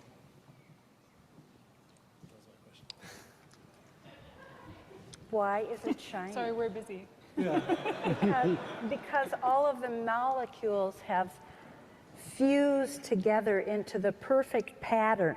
And that pattern does not let any of the fat escape. So when you see something in your cupboard and it's got that chalky appearance to it, that's called fat bloom. And that's when the fat is escaping out. So it won't have a beautiful shine. It'll have a chalky look to it. And when it's in temper, it will always shine. Because the molecules are tight as could be. Thanks. Were there other questions? While we enjoy our chocolate. I think people are hungry, Bob. It looks like not, so. Oh, there's somebody coming up. Okay. All right, very nice, thank you. I have a question to the cooker, actually. It's a question to for the cooker. Yeah. Yes. Do you use science then? I mean, you basically say that you built your courses on kitchen stuff, but well, I do use the science that I once learned in food science class. Yes, I do. And the people that I employ that don't have that background, I try to teach them that so that they can recognize when they're doing a good job and when they're doing a bad job. It doesn't always work, but I try to make sure that they understand the process of creating a tight structure. I even talk about it that way. And I'm I'm an egghead science chocolatier. And I did take chocolate technology at University of California, Davis. So I'm really into how it works. And I specialize in that. And Mary, now you have all the equations you need written on your apron. Yes, I do.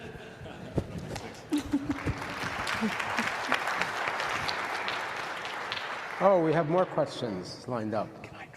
Thank you, it's really cool. What's the difference between making milk chocolate versus dark chocolate? What was the question? Well, I feel like this question makes me want to go on a detour and say something I often want to say. Do you know that there are two kinds of people? There are people who like chocolate and they like dark chocolate, and then there are people who like milk and sugar and they like milk chocolate. I love milk chocolate. Anyway, sorry. The opposite, sorry. Basically, there's more milk and sugar in milk chocolate. Dark chocolate has a higher percentage of the actual cocoa solids. How about the process of making them? Oh, the process. So it depends a little bit, you basically add in different. So during the tempering process, you add them in together, basically. Does that answer your question? There's an industry standard for what can be called milk chocolate and dark chocolate and bittersweet chocolate and bitter.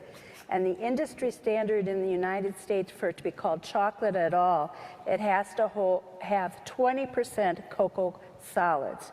And if it is as milk chocolate, it goes up to 49%. And then from 50 to 60, they consider it at semi-sweet. And then above 60, it's bittersweet. And above 80, it's bitter. And those are not that if you were in another country, those percentages would be slightly different. If you were in France, and they would say that everything that we make here is no good no matter what. But the most important thing to me is that the fat that's in it is cocoa butter, not corn oil or palm kernel oil or coconut. And when people want to have something like vegan, a lot of those are coconut oil, and it just doesn't create the same kind of thing, but it creates chocolate that can be in a vending machine or out in the shelf for a long period of time, but when you taste it, it's not the same.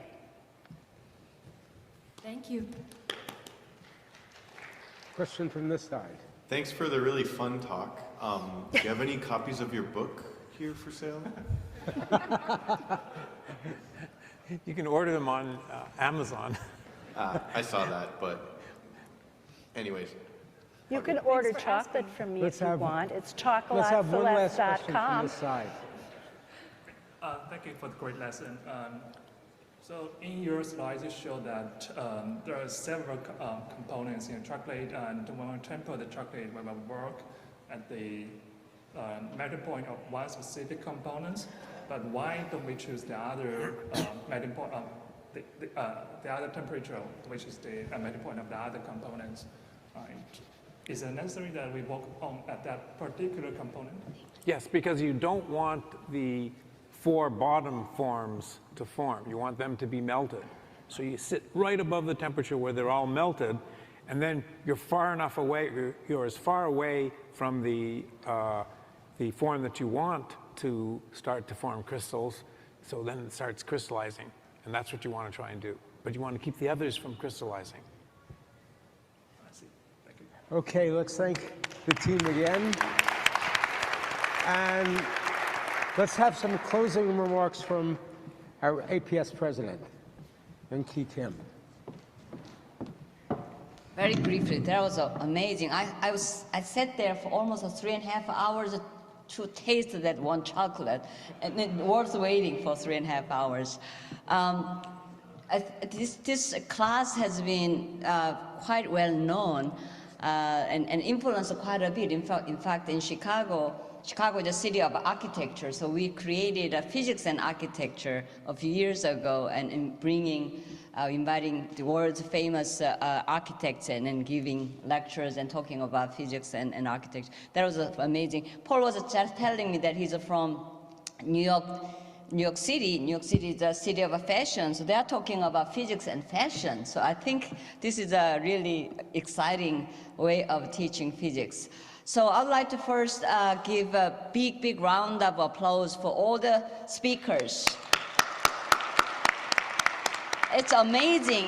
We went through from chocolate to embryos, gravitational wave, quantum, and cosmology, of course. So it's a really the variety of non-equilibrium status. In fact, we have to be thinking about that non-equilibrium situation, because we are full of non-equilibrium status. We only reach to equilibrium when we die, so I think it's good to be non-equilibrium status. This session was, in fact, organized by Paul Chaikin and Smita Vishweshwara. So I would like to give special thanks to these two people who organized this remarkable session. And this is the last night. Well, we still have tomorrow, but in terms of night, this is the last night of the APS March meeting.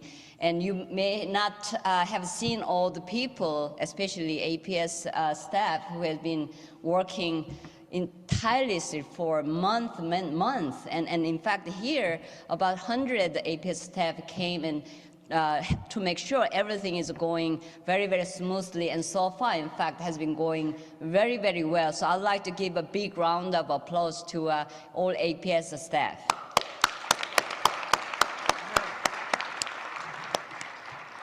In fact, some of them are here. Come on. Here are a few of representations. Here.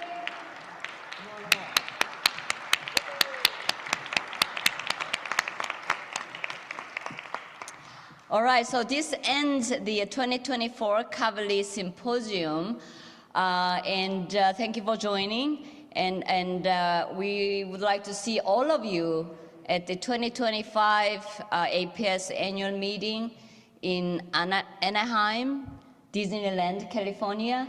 So this will be a fantastic event. In fact, we have a March and April meeting will be combined, having this one event, one annual meeting of APS. So thank you very much again, and have a great evening.